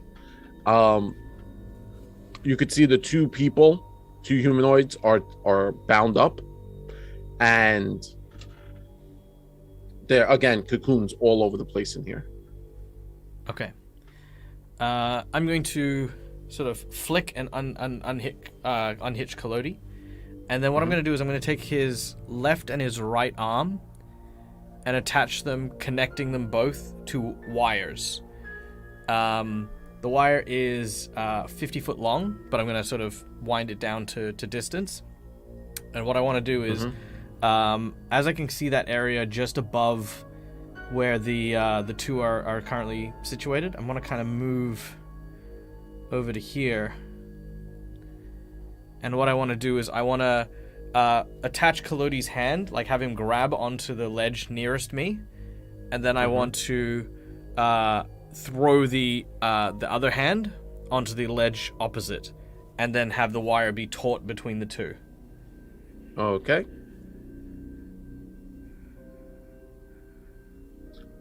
Make yep. So make a throw. Oh, you know what? I'm just gonna walk across and just do that. I'm just gonna put the other hand on the other side. Oh, okay. You're gonna walk It's just as easy. It's like a 20-foot walk. Yeah. Yeah. Now here's what I want to do with my grand crafting skill of the impeccable craftsman. Mm-hmm. I would like to use the remaining rope that I have to create a harness for myself with a back and forth pulley system that wraps around the railing and the cable that I've set, so that I can lower myself slightly away from the ledge, but not touch the ground. Okay. As you start to kind of make that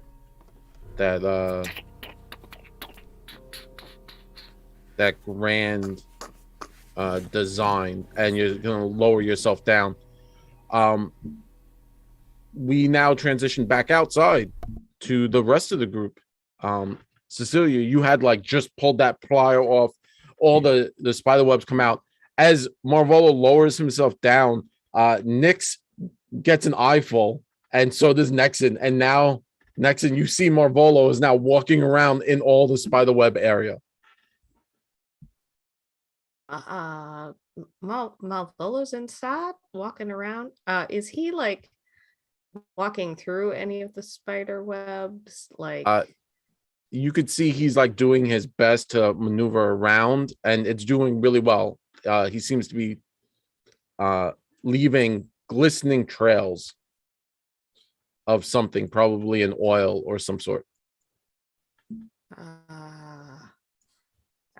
I think we want to avoid trigger any of these webs, because if there is a spider in there, it will definitely feel that. Uh-oh. Right. So how did that other ogre-like creature get in there? Or was he just welcomed in it? I think he just opened the door and tossed stuff in. I don't think it really Summon. Okay. yeah. Okay. Can we see him through the plank I've pulled? If I dig out some of the web, can we see into what's happening? As you start to pull the web out and peeking on into this area, you do see that the two people are captured, and you can see Marvolo. You made like a booster seat, right? Like kind of like a. So it's basically a climbing harness. So it goes around the shoulders and then around the waist. So when it lowers me, it'll lower me horizontally rather than vertically. Yeah. Mission Impossible style. Yeah. Got it. So dropping low, Mission Impossible style. You now see Marvolo kind of dropping low to the first person or the first humanoid. I just look at him. I'm like,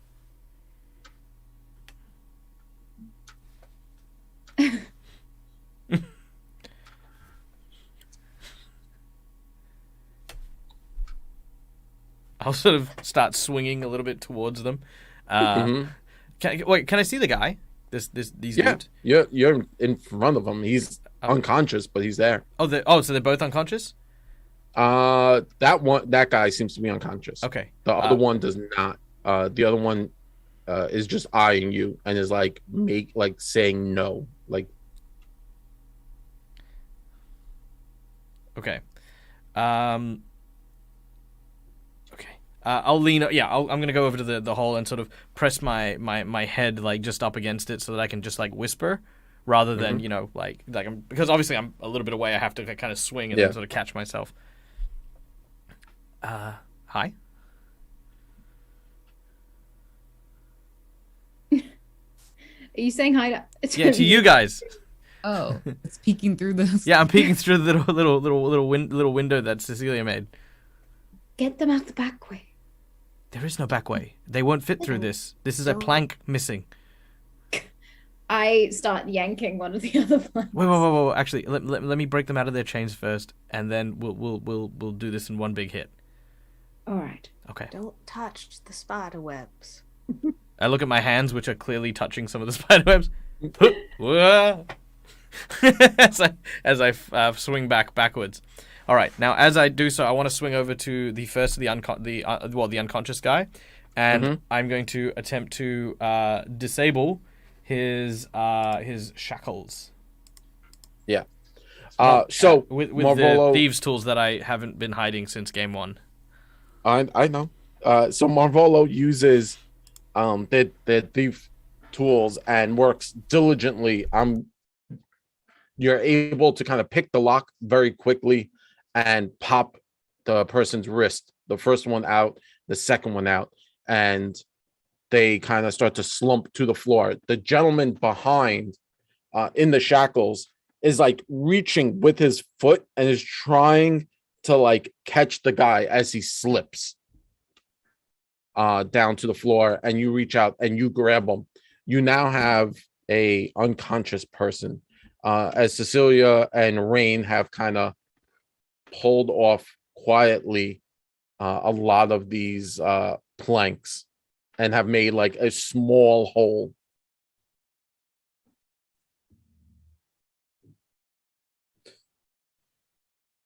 So I've seen the first guy. Have I seen the second one yet? You could see him, yeah. Okay. It's dark in here, but it's not like pitch Okay. black darkness. All right. I'm gonna hang on to this guy for the time being, and attach him to the harness. Like, just gotta like loop around his belt to the bottom of the harness so that it's like supporting him. I'm gonna just make sure that the harness can take the weight, obviously. Then I'm gonna go over to the other guy and then do the same thing. Like, again, using the thieves' tools to try and break the shackles. Okay. So as you get over to the other guy, he whispers, he's like, "What are you doing in here?" Shh. We have come to rescue you. A giant cat apparently is very fond of you and does not wish for you to die. If you wish this same thing, you will say nothing further till we get you out. He nods. Okay.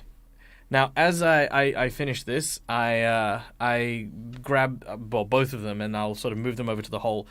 Before they break it, I'll say, okay, I'm going to create the distraction. Then, when I do so, break the thing. Okay? No fire. Don't worry. I say, pointing at Nexon. I'm assuring that I'm not going to set fire to distraction? things. Because if we make noise and the big thing comes up, it's going to come straight for us. And this guy's unconscious.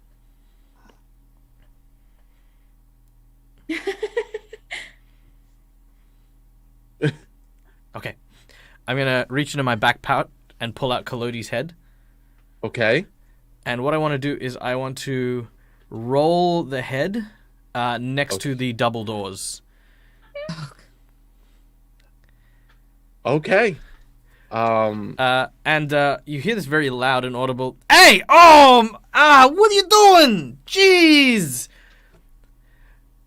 Mavolo? What are you hanging around there for? Hey, am I supposed to be... What did you do to my body?"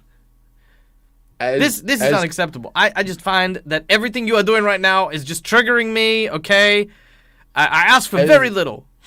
As Kolodi kind of pops out and starts to get real angry about what's going on, yelling and screaming, a glint appears now above Marvolo and starts to descend the same rope that you are on. And as it descends onto right above Marvolo, Cecilia, you make eye contact with 8 orbs of black, and they look at you, and you can see an intelligence behind them as Marvolo was being, tracked by the hunter spiders. And okay, that's where we'll stop for a break, so that you guys, so we can take a quick break and the now loud Collodi making all the noise can explain to why he likes kitty cats more than he likes dogs. So yeah, let's see what happens when we get back. Will Marvolo make it out, or will Marvolo get cocooned and eaten alive? And then Nexen can become queen of all the spiders. So stick around. We will be back in 15 minutes. I should probably push a button. Okay, here we go. Maybe. Okay. You don't have to hit one.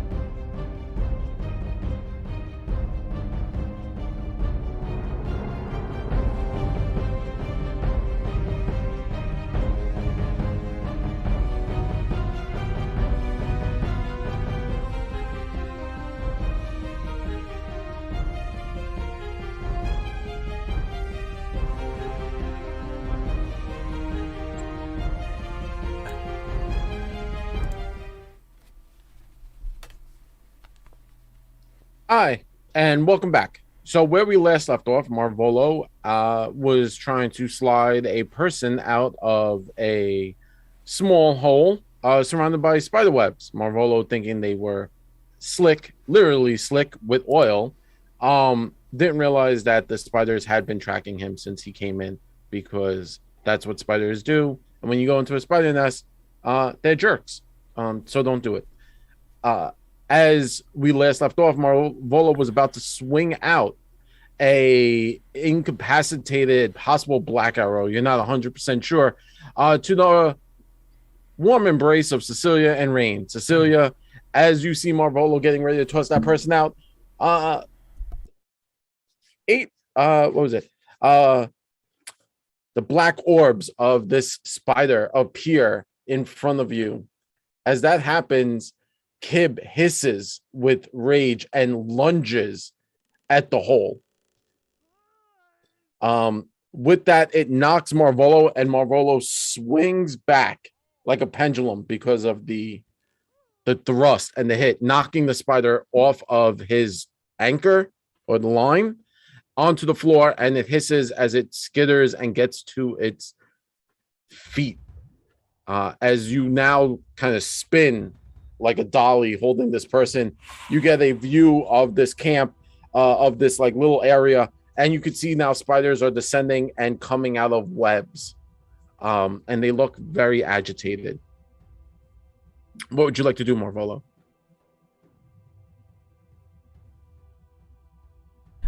So none of the spiders themselves seem interested in Collodi's head at all? Didn't you have Collodi's head? Yeah, no. But what I did was I threw it to the edge of the room. They are descending down into like the main pit area. The only one that was tracking you was the one that you kind of came in next to. Sorry, could you share the map again real quick? Sure. We should probably put Collodi's head on there. That'd be the easiest part. Sorry. Computer is moving at a incredibly slow pace today. Mm. My Collodi head. Oh, that's actually better. Okay. I'm going to keep that just in case. There we go. Okay. So there's the one crawling down from the rigging that I set up so I can descend without touching the ground, and then there's basically, like I said, I've rolled Collodi's head up against that wall. So there's the one crawling down for me. The other ones, they're going for Collodi? As you can see, they're kind of just going towards the center of this area. Okay. So that's more or less kind of where near Collodi is. Okay.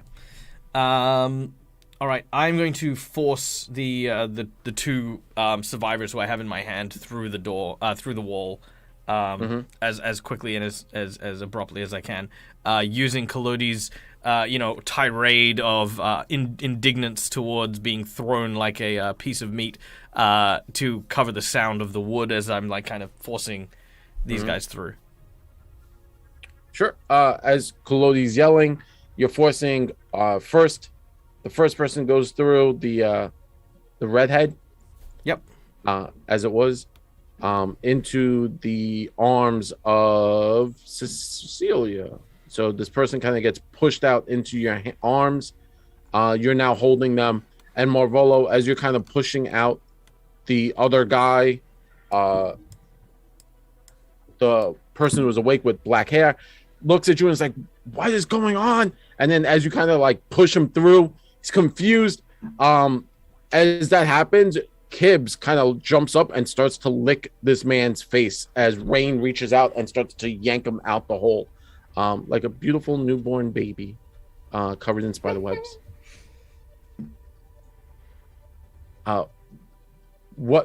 As you're doing that, what would you like to do, Marvolo? You're just kind of doing that. Collodi's yelling. What would Cecilia and the rest of the group on the outside be doing in this encounter? I think we'd be trying to move away from the spiders as best that we can.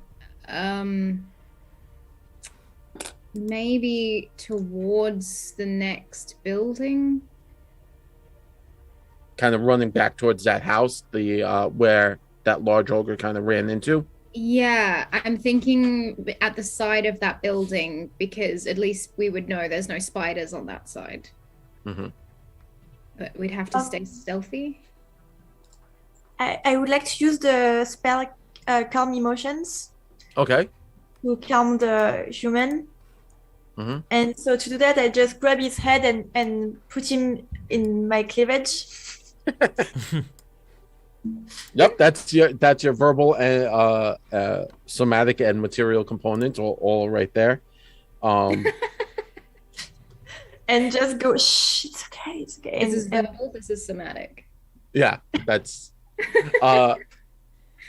as you do that, he's kind of like the Kibbs is like licking him, and he's kind of like trying to push Kibbs down. He's in webbing in Rain's arms, and then you kind of rush over and you drag his head, and you just hear him murmur,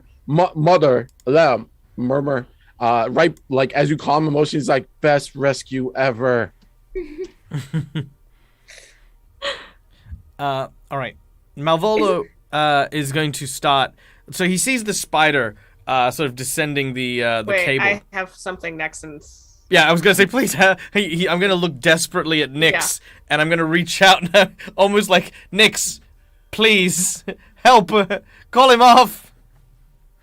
Fix this. Yeah, Nyx is going to start, I'm going to kind of tell Nyx to, like, distract them. So he's going to start doing, like, all of his little, like, alert dances and trying to, like, be like, no, Collodi's head is the, like, that's the danger thing. Like, oh, this is danger, we need to attack this. I feel sorry for Collodi. Collodi's head looks at can't feel pain. Collodi's head looks at Nyx and is like, "You little bastard! I thought we were friends." That was like, Nexon and Collodi. Well, no, because remember, Nyx and Collodi, they had like their little tiny submarine adventure as well. Oh, that one time, yeah. Yeah, I forgot about that. They did, yeah. Well, as Nyx He has a does short memory. Yeah. What do we do? As Nyx kind of starts to do its terror dance, and it launches the spider that is coming down onto Marvolo. It's confused. It's like, because Nyx is on Marvolo's head doing its little dance and super confused. It's like, what's going on? It drops off and starts to like respond back to Nyx, and they seem to be arguing about something. Next, and the best you can get is this one is fat and juicy, and Nyx is like, no, that one over there has way more delicious juice inside. Gross. Look how pale this one is. Yeah, that's kind of what Nyx is doing. It's like, look, this one, it smells bad. It smells like chemicals because Marvolo cleans himself all the time. And Collodi doesn't. Collodi smells like the woods and possible acorns. Rotting flesh as well. And rotting and flesh, blood. actually, and blood. Diving in those guts. Yeah. So the spider seems to be more or less conversing with Nyx as the other ones are descending onto Collodi's head, sadly. With that, as Collodi's yelling, the two ogres on the inside is like, one of them kind of gets up and starts to stomp towards the gate. And he's like, what's going on in there? Who's in there? Are you guys Your awake? mother! My Ma, how'd you get in there, Ma? Yeah, you left the door unlocked. You big goon. So, well, that's not Ma. I know Ma. Ma, that's not the game name. That ain't my name, Ma. You think I'm stupid or something? I only got hit in the head twice yesterday. Yesterday. I just look at Marvolo like, get out. I'm going to swing out while the spiders are talking about how delicious I am, and I'm going to get out. And then what I'm going to do is I'm going to get Collodi. All right, I'm going to get Collodi's left hand to release and swing down. And as it does so, Malvola's going to grab that hand And as I want to point out, there was still another 25 foot to the wire that we grabbed, and I'm going to throw the other hand to basically basketball palm Kalodi's head, and then like reel it in and drag the spiders towards the hole that you guys made. Cool. Yeah. Just double checking. So. Yep. As Marvolo kind of comes out and he's like trying to fish line Kalodi's head, Nyx is now like comes out the hole on Marvolo, and rushes over to you, Nexon, climbs up onto you, Nexon, and basically is just like something is wrong. The queen isn't in here, but this is the nest, and basically is just doing the most danger. It's just popping and locking in like danger dance with like, you need to get out of here. It's like the most aggressive you've ever seen Nyx. Nyx is like, cousins bad, they are hungry, and we're in trouble. So the queen spider is not in there. We need to get out before she comes back. No, perhaps she's in a different space, but we should run. Yes. So what you are saying is the princess is possibly in another castle. There are no yes. princesses here. Come on. Okay.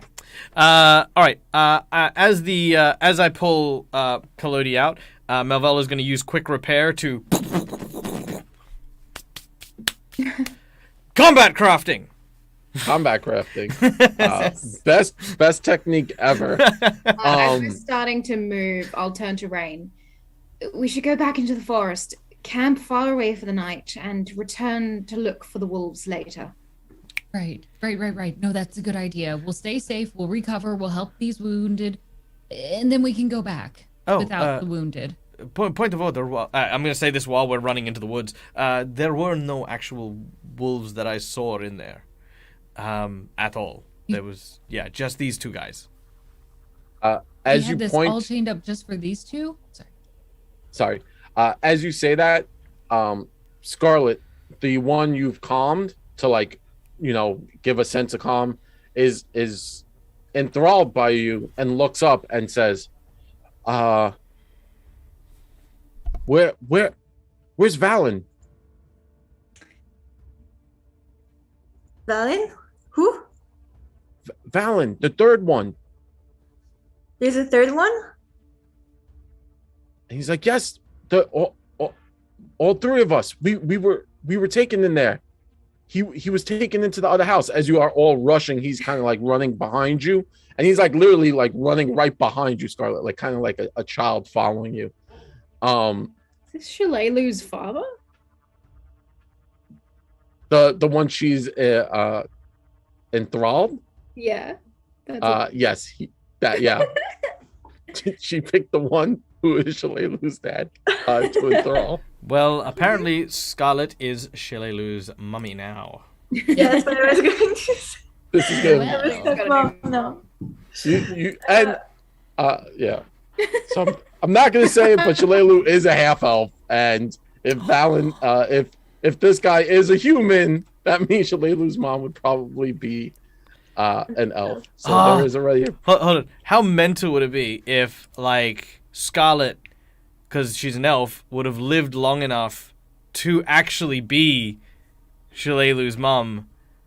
Because the meta is possible. The meta is so real.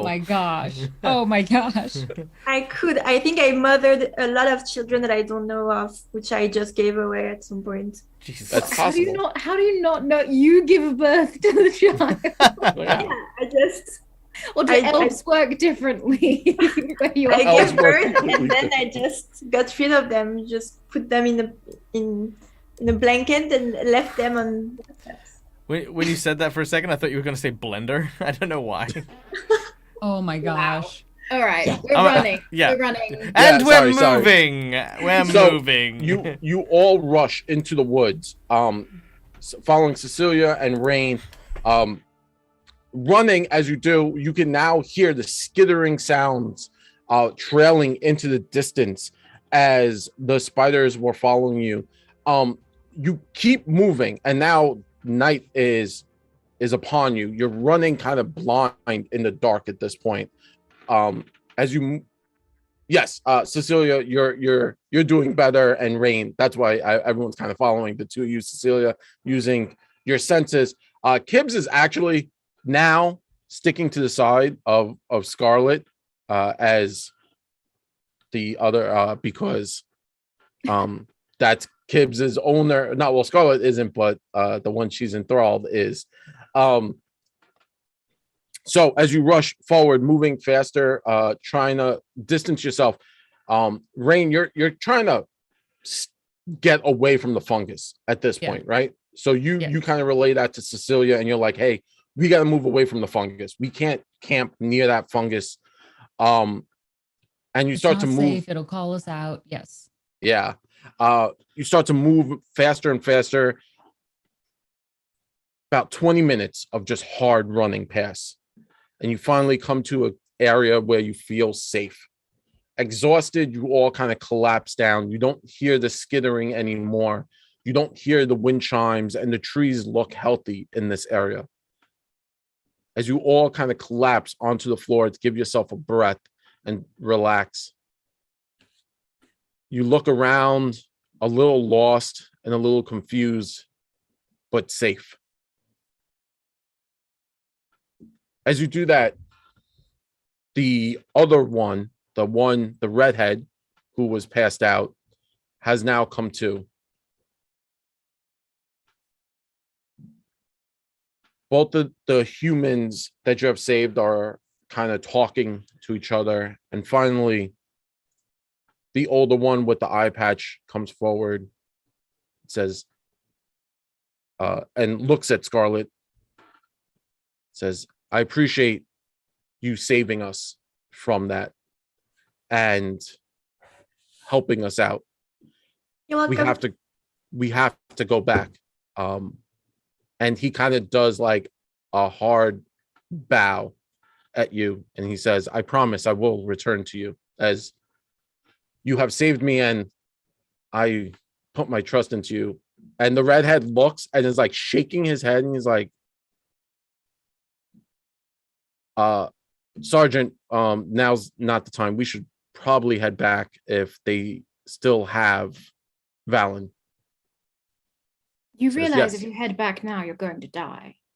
None of you are in the state to help out. And he kind of turns. The sergeant kind of turns to the group and looks at everyone and says, we don't leave soldiers behind. I no longer leave soldiers behind. We did not find more than 2 of you in that room. And it's not behind if we intend to go back. But you don't leave them behind and then go back and then everyone dies. That's not an effective way of saving people. If we come up with a plan, that might be the better way than just running in all half-cocked. Indeed. Do you know where your friend is located? And they kind of look at each other, and grimly the sergeant looks and says, they must have taken them to the big house. They took a few of us in there when we first got captured, and for a while it was Caven and Valen and myself. We were beaten pretty badly, and then they brought us into that room with the spiders. They said they'd watch us if they didn't eat us, and laughed about it. The largest one came out and must have taken Valen when we were unconscious, brought him back to that house. Are you certain? Or did the spider eat him while you were asleep? No. You don't sleep when they eat their prey. The screams kind of keep you awake. That's disturbing. They eat them alive, don't they?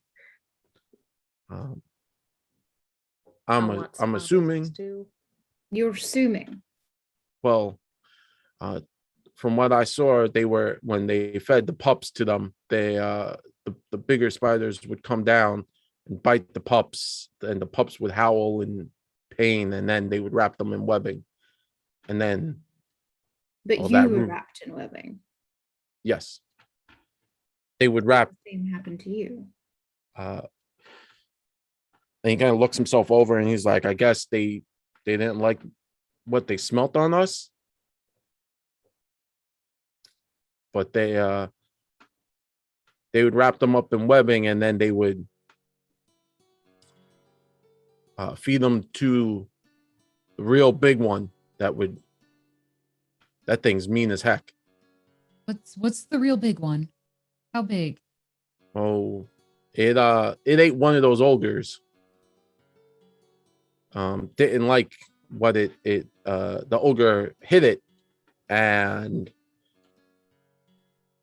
it came down and bit it and wrapped it up in webbing and ate it. Well, drained it. I'm not sure. And it's eating the wolves? It ate some kind of dogs. Yeah, large dogs. Yes.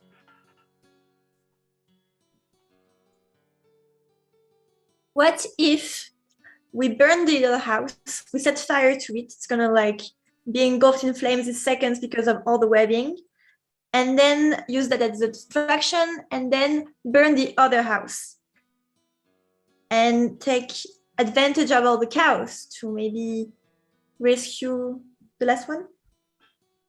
The cows. The cows. The cows. My accent. Oh, chaos. The cows. I like it. Let's just save some cows too. I think that's a really sweet idea. I don't know where they are, but we'll save them. Suddenly I think I cows, they cause missed a chaos. description of cows on the farm, and I was Yes. like, have I missed something? I'm so sorry. That was cute. It was very cute. I don't think burning both houses will help, especially if citizens are in the second one. But burning the first one is a good idea. We agree on something. Yes, I'm not happy about it. I am. Just should make So- sure that they haven't brought Valen back into that bond before we light it on fire. Are we worried that whatever we do, it'll summon Mother? Oh, yes. But these two look like they're going to go in, whether they die or not. Fair enough. In any case, I- we cannot linger for too long. I mean, if he's been pulled away and separated from the other two, then who knows what... and Malvolio will turn his attention to the wind chimes. Who knows what might remain in store for their friend. I have to agree with your friends here. Maybe if we do set fire to the barn, we could use that as a distraction to get into the big house and quickly make our way through. Okay. Do you know anything about the big house, the layout, anything inside? Yes.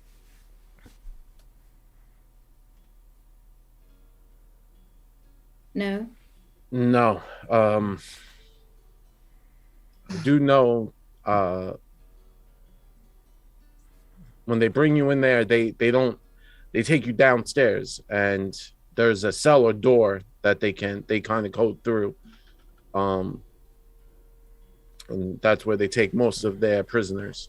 All right. Why were you singled out? I have intimate knowledge with the Fort Radnick. Do you all know what that means, or is that some gibberish? Fort Rennick is the large structure that supposedly houses the Black Arrows. It's supposed to protect against giants and the like from the various kingdoms. Oh, But right. I must say that there will probably be more time for this discussion once we get a move on. let us have our two new friends check the hole that we made at the back of the barn. There they can then set fire to it while we sneak into the house once some of the giants have left. Sound good with everyone? How do the two of them look? Like, are they wounded or? They're not in terrible shape, but they definitely could need sleep and more rest and recuperation. Mhm. But they're not fully just messed. Like they're able to walk and they were able to keep pace with the group. Do we think it's best to go in first thing in the morning rather than trying to do this all when we're all tired and exhausted? We have been running since early hours, but the longer we wait, the more these ogres might retaliate against any friends of these two. Yes, they could be. He could be dead by the time we get to him. He could be dead now, for all we know. So let's not risk it and let's go home. I think we can move in. And what your friend there in the mask said, we could work with. I could set fire to the barn, and you guys could go up through the big house. Maybe go through the cellar, go into the basement, and make your way through. Okay. Right. Before we go, Rain and Cecilia, if you could please just join me over here for a moment. all right. Yes. All right. They called me mad, they did. They called me insane.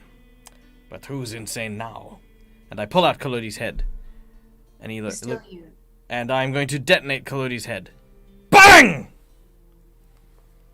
In front of us? Yes. I'm very confused. All Are we hurt by this?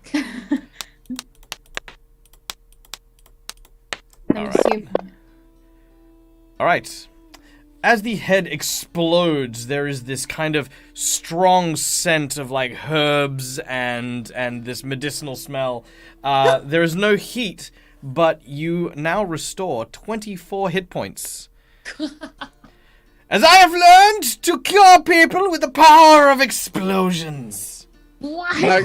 I'm not gonna lie, I thought that was it. And I was like, well, Michael's gone off the deep end. GG! Is this a betrayal? Are we being murdered right now? Murder! Yes! Oh! My eyes! Oh! The mask! It does nothing! What? Is this the best way that you could have healed us? No! I'm sorry, you took the two strongest sense of smell over to the side of the forest and burst herbs in our noses. But, Malvolo is sort of coughing and he's like, it worked, didn't it? It did, but I don't feel like I could smell for a week. Right? At what cost? You couldn't find some other way to do this? How about Give a us potion Band-Aid. form or an injection? Yes, I'd rather take a shot. Oh, it doesn't go away, does it? No, it burns. And you have a mask on. Oh. Yep, it's an ability called Searing Restoration. And it was really funny because the actual description in the rulebook for it is they told you there was no way explosions could heal people, but they were fools who didn't understand your brilliance. You create a minor explosion using your innovation to cauterize wounds and vaporize medicinal herbs, restoring 1d4 hit points for each level you have to you or adjacent living creatures. I don't believe this. Did Collodi write that? That can't be the actual description. 100%. I don't believe it. That's insane. I like that. That's the thing Coloni made up. Yes. It's like you pull out. It's so meta. You pull out the core rulebook. Collodi's just written in red pen. Yeah, this is I how just it actually love works. What the other people are seeing right now is us go over to a secret huddle and then this. Just explosion. Yeah. I'm brilliant, really. I think it needs work. Okay. Next time, give us a heads up so I don't take a deep breath as you're exploding it. Well, you're supposed to be taking a deep breath. That's the whole point. I could waft it in or something. Oh, Maybe incense. Have you thought about incense? oh, Okay. my nose. I start taking constructive criticisms and and adjust the next version of this. I wish you could smell this strongly. Can I don't know. How your mask stays on? Is it elastic? Can I just like pull it away and snap it back on? Oh yeah, you can absolutely. There's like. Ah! Oh. I hope some of this air got behind that mask for you. Oh, it did. I could taste it. Good. It's in my mouth. Good. It's in my throat. Yes. Oh. That's what she Okay. said. We're just crying at this point. We're just All of this- We're fine. We're fully healed and we're fine. So with that explosion, basically, Nexon, this is the first time you're seeing this, and Scarlet. So you know, just taken aback by this. The two men are like, "What is happening?" And they kind of just stand next to you, Nexon and Scarlet. Everyone just in awe as Cecilia and Rain and Marvolo turn back to the group. They're just jaws kind of agape with what is happening. I I feel like I need to sneeze, but I can't. Ugh. Yeah, we're fine. We feel great. Top health. We're good to go. Just ready to fight some giants now. Yeah, let's get this over with. Malvolo like starts to like move, but like accidentally bumps into a tree. Says "excuse me," and then we'll head to the head to the farm. So heading back, kind of retrailing, redoing everything the group just did, moving about 20 minutes out. You now move back with purpose and focus. Moving through the trees, this is the third time you're doing this. You are better than you were the first time. You know exactly the layout of the land. You know exactly what's going on. You know where the traps are in the front of the house, and you know to avoid the wind chimes, as those are obviously made to summon in spiders. Yeah, using sure. We realize that. I'm gonna take one. Yes. You gonna Using- take one? Yeah. I can just I disable the clinky bits and I will reassemble it later. The bones. Yeah. Mm-hmm. Look, it's Okay. resources. Moving back and following the path, the sergeant and Caven and Kib kind of break off and start to move through the tree line and following the path that you described, Cecilia Marvolo kind of described, to follow through the muddy fields to the back. As you kind of all make your way to the front of where the big house is, you're still hiding in the tree line. As you get to where the big house would be, you do see commotion. There are now lights on in the house, as and you could see figures moving around in the windows at this point. Following the directions that the sergeant gave to the group, saying that in the back of the house, there's definitely a cellar you could use to help get into the basement, to figure out maybe that's where you can probably start to move up from. There is a loud explosion and now yelling coming from the farmhouse, as they had set fire and Marvolo had given them old explodey-collody parts to use. The explosion rocks the farm and lights up the sky with fire. Spiders now come jumping out of the trees, as you could realize that they had placed probably centuries of spiders to keep an eye on what's going on, and they start hopping out of the trees one by one. That is your cue, as you can now hear almost a maddening laughter as the sergeant and Caven go running back into the woods, like little kids. Hooping and howling to keep the attention away from your group. The group slowly makes their way into the back of this big house. Yes, You I can guess we stealth in. Malvola takes a mental note to stop carrying bits of old collodi with himself, realizing that they could detonate at any time like that.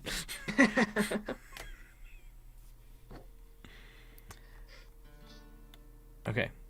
Do we see the cellar when we get to the back of the house? Yes, you're able to easily see these two iron doors. They're Bilko doors, as they are. They seem to be bent in weird shapes, as if the ogres weren't really made to come out of these areas. They're large to go through these Bilko doors, but it's not really the best opportunity for them. They're bent and kind of made in a weird shape. There's a chain running across it and a crude lock. Now, look, I've had a lot of screen time. Does anyone have any way to deal with this lock that isn't just me turning it on? I mean, I'm really good at running into doors. I undo the lock.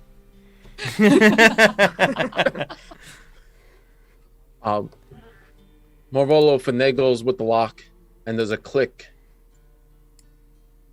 You pop the lock and you start to move in.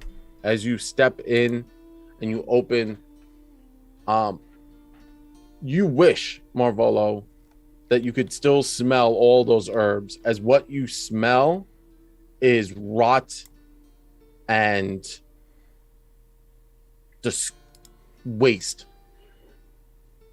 As you come into the stairwell, you now hear, coming out the front of the house, yelling, as probably 2 or 3 of the ogres that were in this house are now rushing, following the fires and the explosions. The group kind of starts to hurry down the stairs. Marvolo and Cecilia actually, not Cecilia, Marvolo and Scarlet actually start to move slower, as you realize the walls are lined with grossness and some of that weird red fungus. Oh no, I go back outside. Me too. We kind of give each other a sanitary high five, like. Yeah. I roll my eyes at Rain. Oh, it's disgusting in there. We just have to get through this. Ugh. Marvolo, can I have your mask? No, but I do always keep a spare collodi face. It's got a filter in it. I'll take that, thank you. There's a tiny collodi face.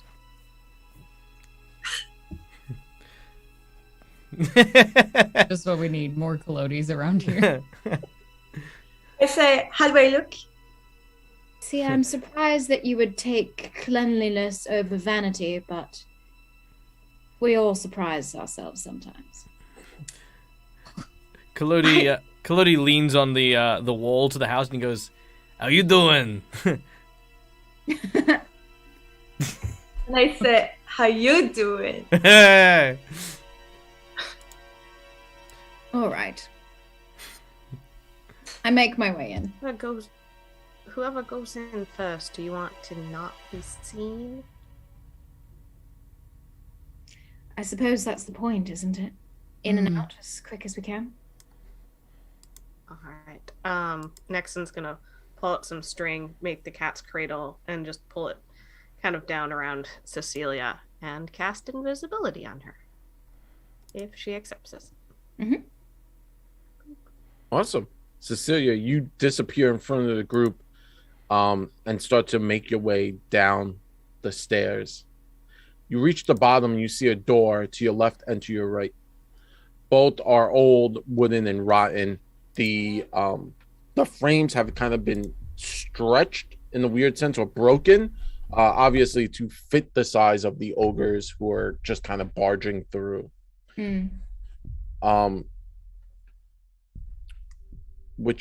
What would you like to do? I would like to continue stealthing down Mhm. and see if I can smell anything living. You smell a lot of smells. The freshest smell you get is from directly to your right. It smells like fresh blood. Okay, I'll go to my right. Make a stealth check as you open this door. Yep.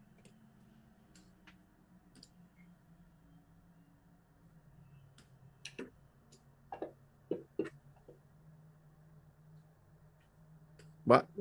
Why do I even ask these questions? Make a roll. Just tell me you pass. As you slowly open this door, you kind of pick it up a little bit to give it leeway, and you push it in. You open it and you see a horror as this room is covered in blood and viscera. There are 2 tables laid out, and in the back corner,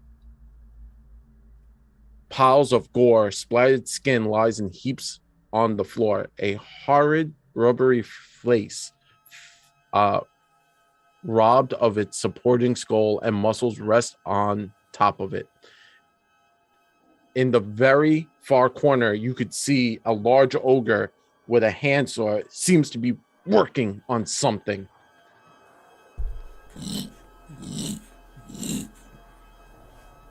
I immediately, upon seeing no living humans, back out the door and go through the other one. Slowly, you close the door and you open the other door. This one isn't too better. The low ceiling room features a floor of hard packed earth, stained in many places by blood and mold. A lumpy mattress lies heaped against the western wall, and what appears to be several half-finished chairs made of flesh and bone line against the eastern wall.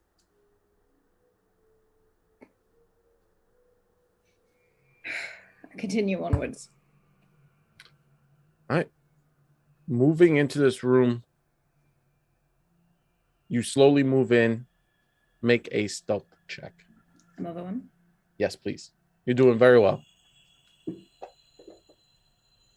Same roll. You move in, and a familiar smell catches you. It's the smell of rodent. Being a traveler, you've smelt rats before. These just smell. There's definitely rats somewhere in this house, or a large number of rats. Knowing that, you kind of move stealthily along the wall. You can see a pair of double doors at the very far end of this room. Moving up to the double doors, you take a wide berth from wherever that bed and heaps of clothing. Although it is fairly close to the doors, you open one set of doors and you come into a red room. And when I say red, the entire room has that fungus growing all over it. It stretches further back into another set of double doors, and the doors themselves have been covered over by that red fungus. I use my crossbow to open the door and just see if anyone's alive beyond it. As you open this door, the furthest door, you do see a man propped up on one of the walls. The fungus is slowly crawling over his body and has crawled up one of his legs entirely. He seems unconscious. He seems unconscious? Yes. He's not moving. He's kind of like out of it. Okay.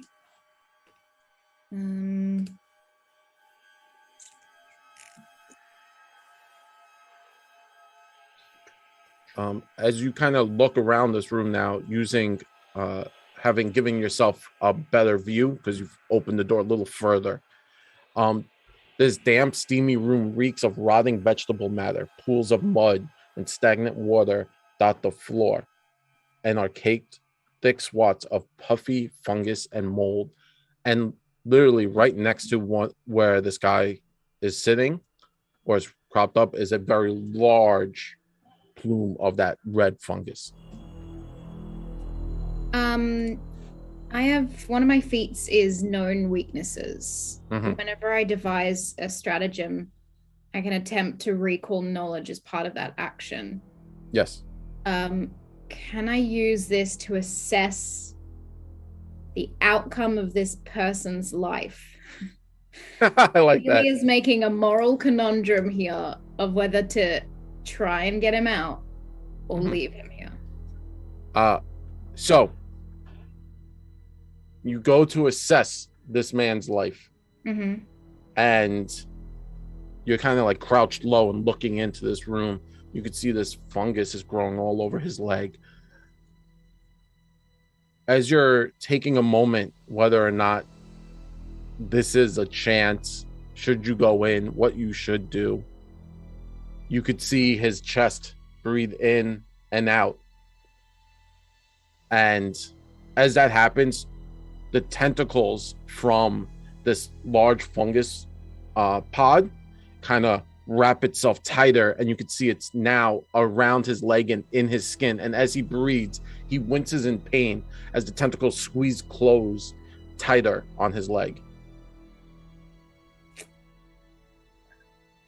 He is alive, but he seems to be being eaten by this fungus.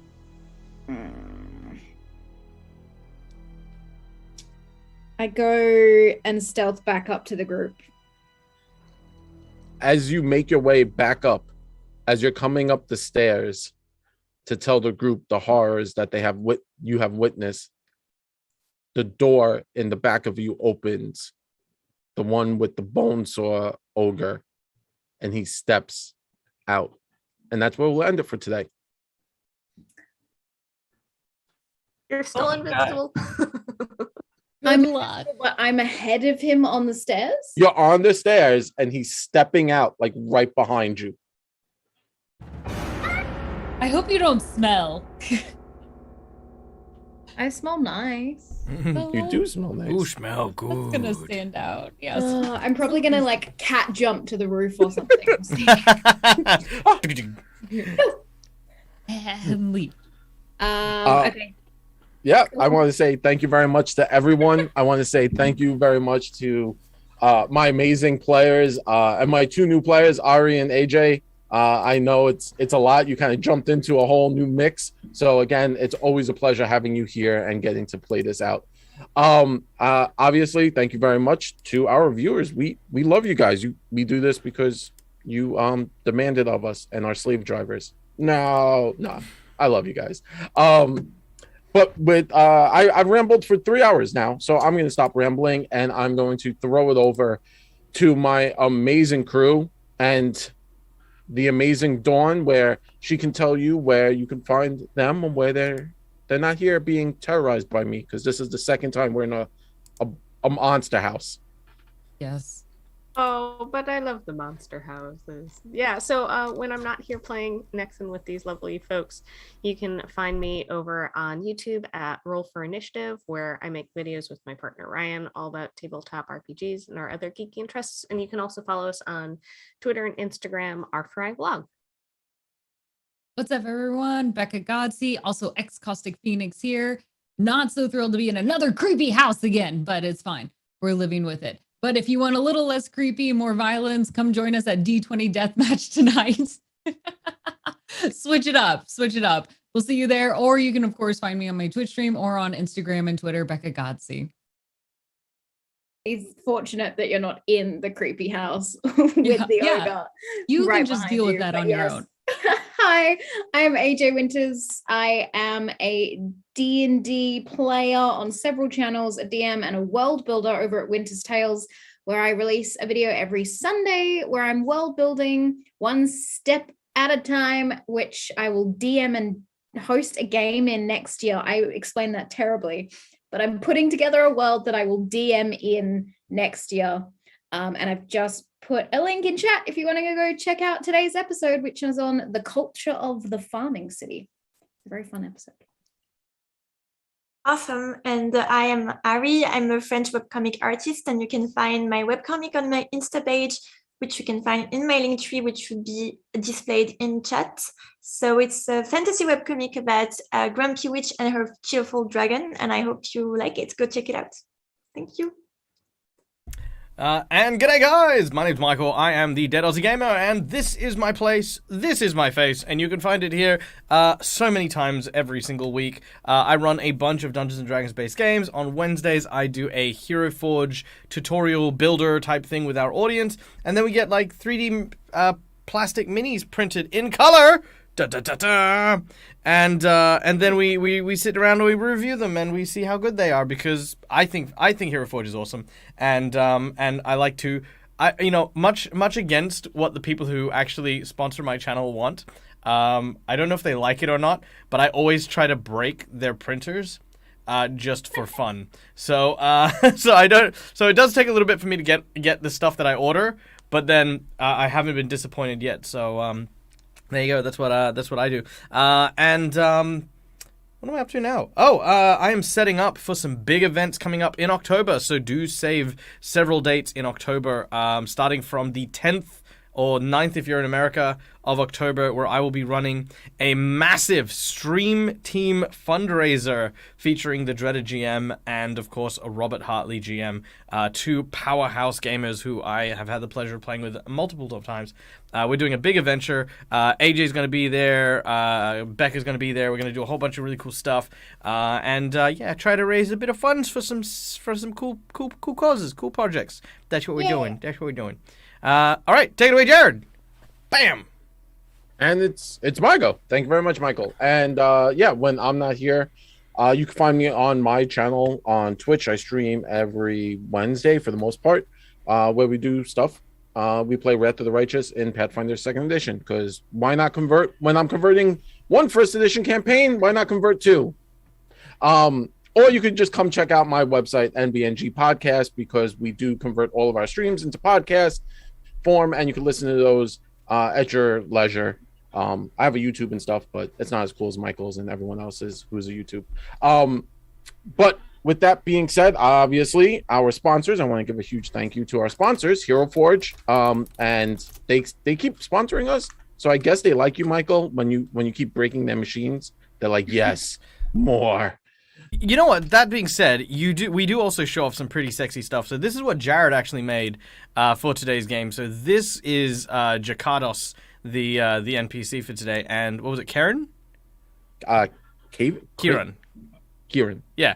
And they look amazing, right, as NPCs. And the thing is to actually make these models costs you nothing. That's it. That's how cheap it is. And if you want to actually be able to make these like the quality of this, it's you sign up for a pro subscription, which is like $50 for a year, and you can make this for every NPC, every PC, every encounter that you come across. You can just do this just for fun. So it's definitely worth it. And sponsor me or not, I would absolutely be using all their stuff as well. So there you go. Also, Shalalu's dad is a daddy. Yeah. Yes. What a hot. That's him right there. Yeah. Oh gosh. That's your fanboy, Scarlett. Yeah. Lucky me. There you go. This campaign is going to take a whole new turn, and Marvolo's finally going to get to go to that wedding. Yes, that's true. I can finally go to a wedding. Oh, I wanted to go there for sure. All right. Sorry. All right, so ladies and gentlemen, we like to once again thank all of you guys for your time, your attention. More than anything, we value just being able to hang out here and play games with you. Thank you so much for the hype train earlier on today, as well as for all the bits, the subs, the donations, everything that you guys contribute to the channel. Not only helps to let me keep the lights on, but when you donate to the channel, you also help support my my lovely crew. For me, there is nothing more important than lifting other people up, because we live in this wide, wacky world filled with madness, and we share a common love of gaming that we love sharing with you. So just being here, being a part of this community, really brings me nothing but joy. So thank you all from me, from my cast, and we will see you hopefully next time right here as we continue our adventures into Galarion. For now, however, we are going to go and raid our friends Satine Phoenix and Jameson Stone, who are currently over at Gen Con doing a final walkthrough for their last day there. So be sure to give them all the love. And till next time, guys, as always, from me to you, game hard! or die trying. Bye, everyone!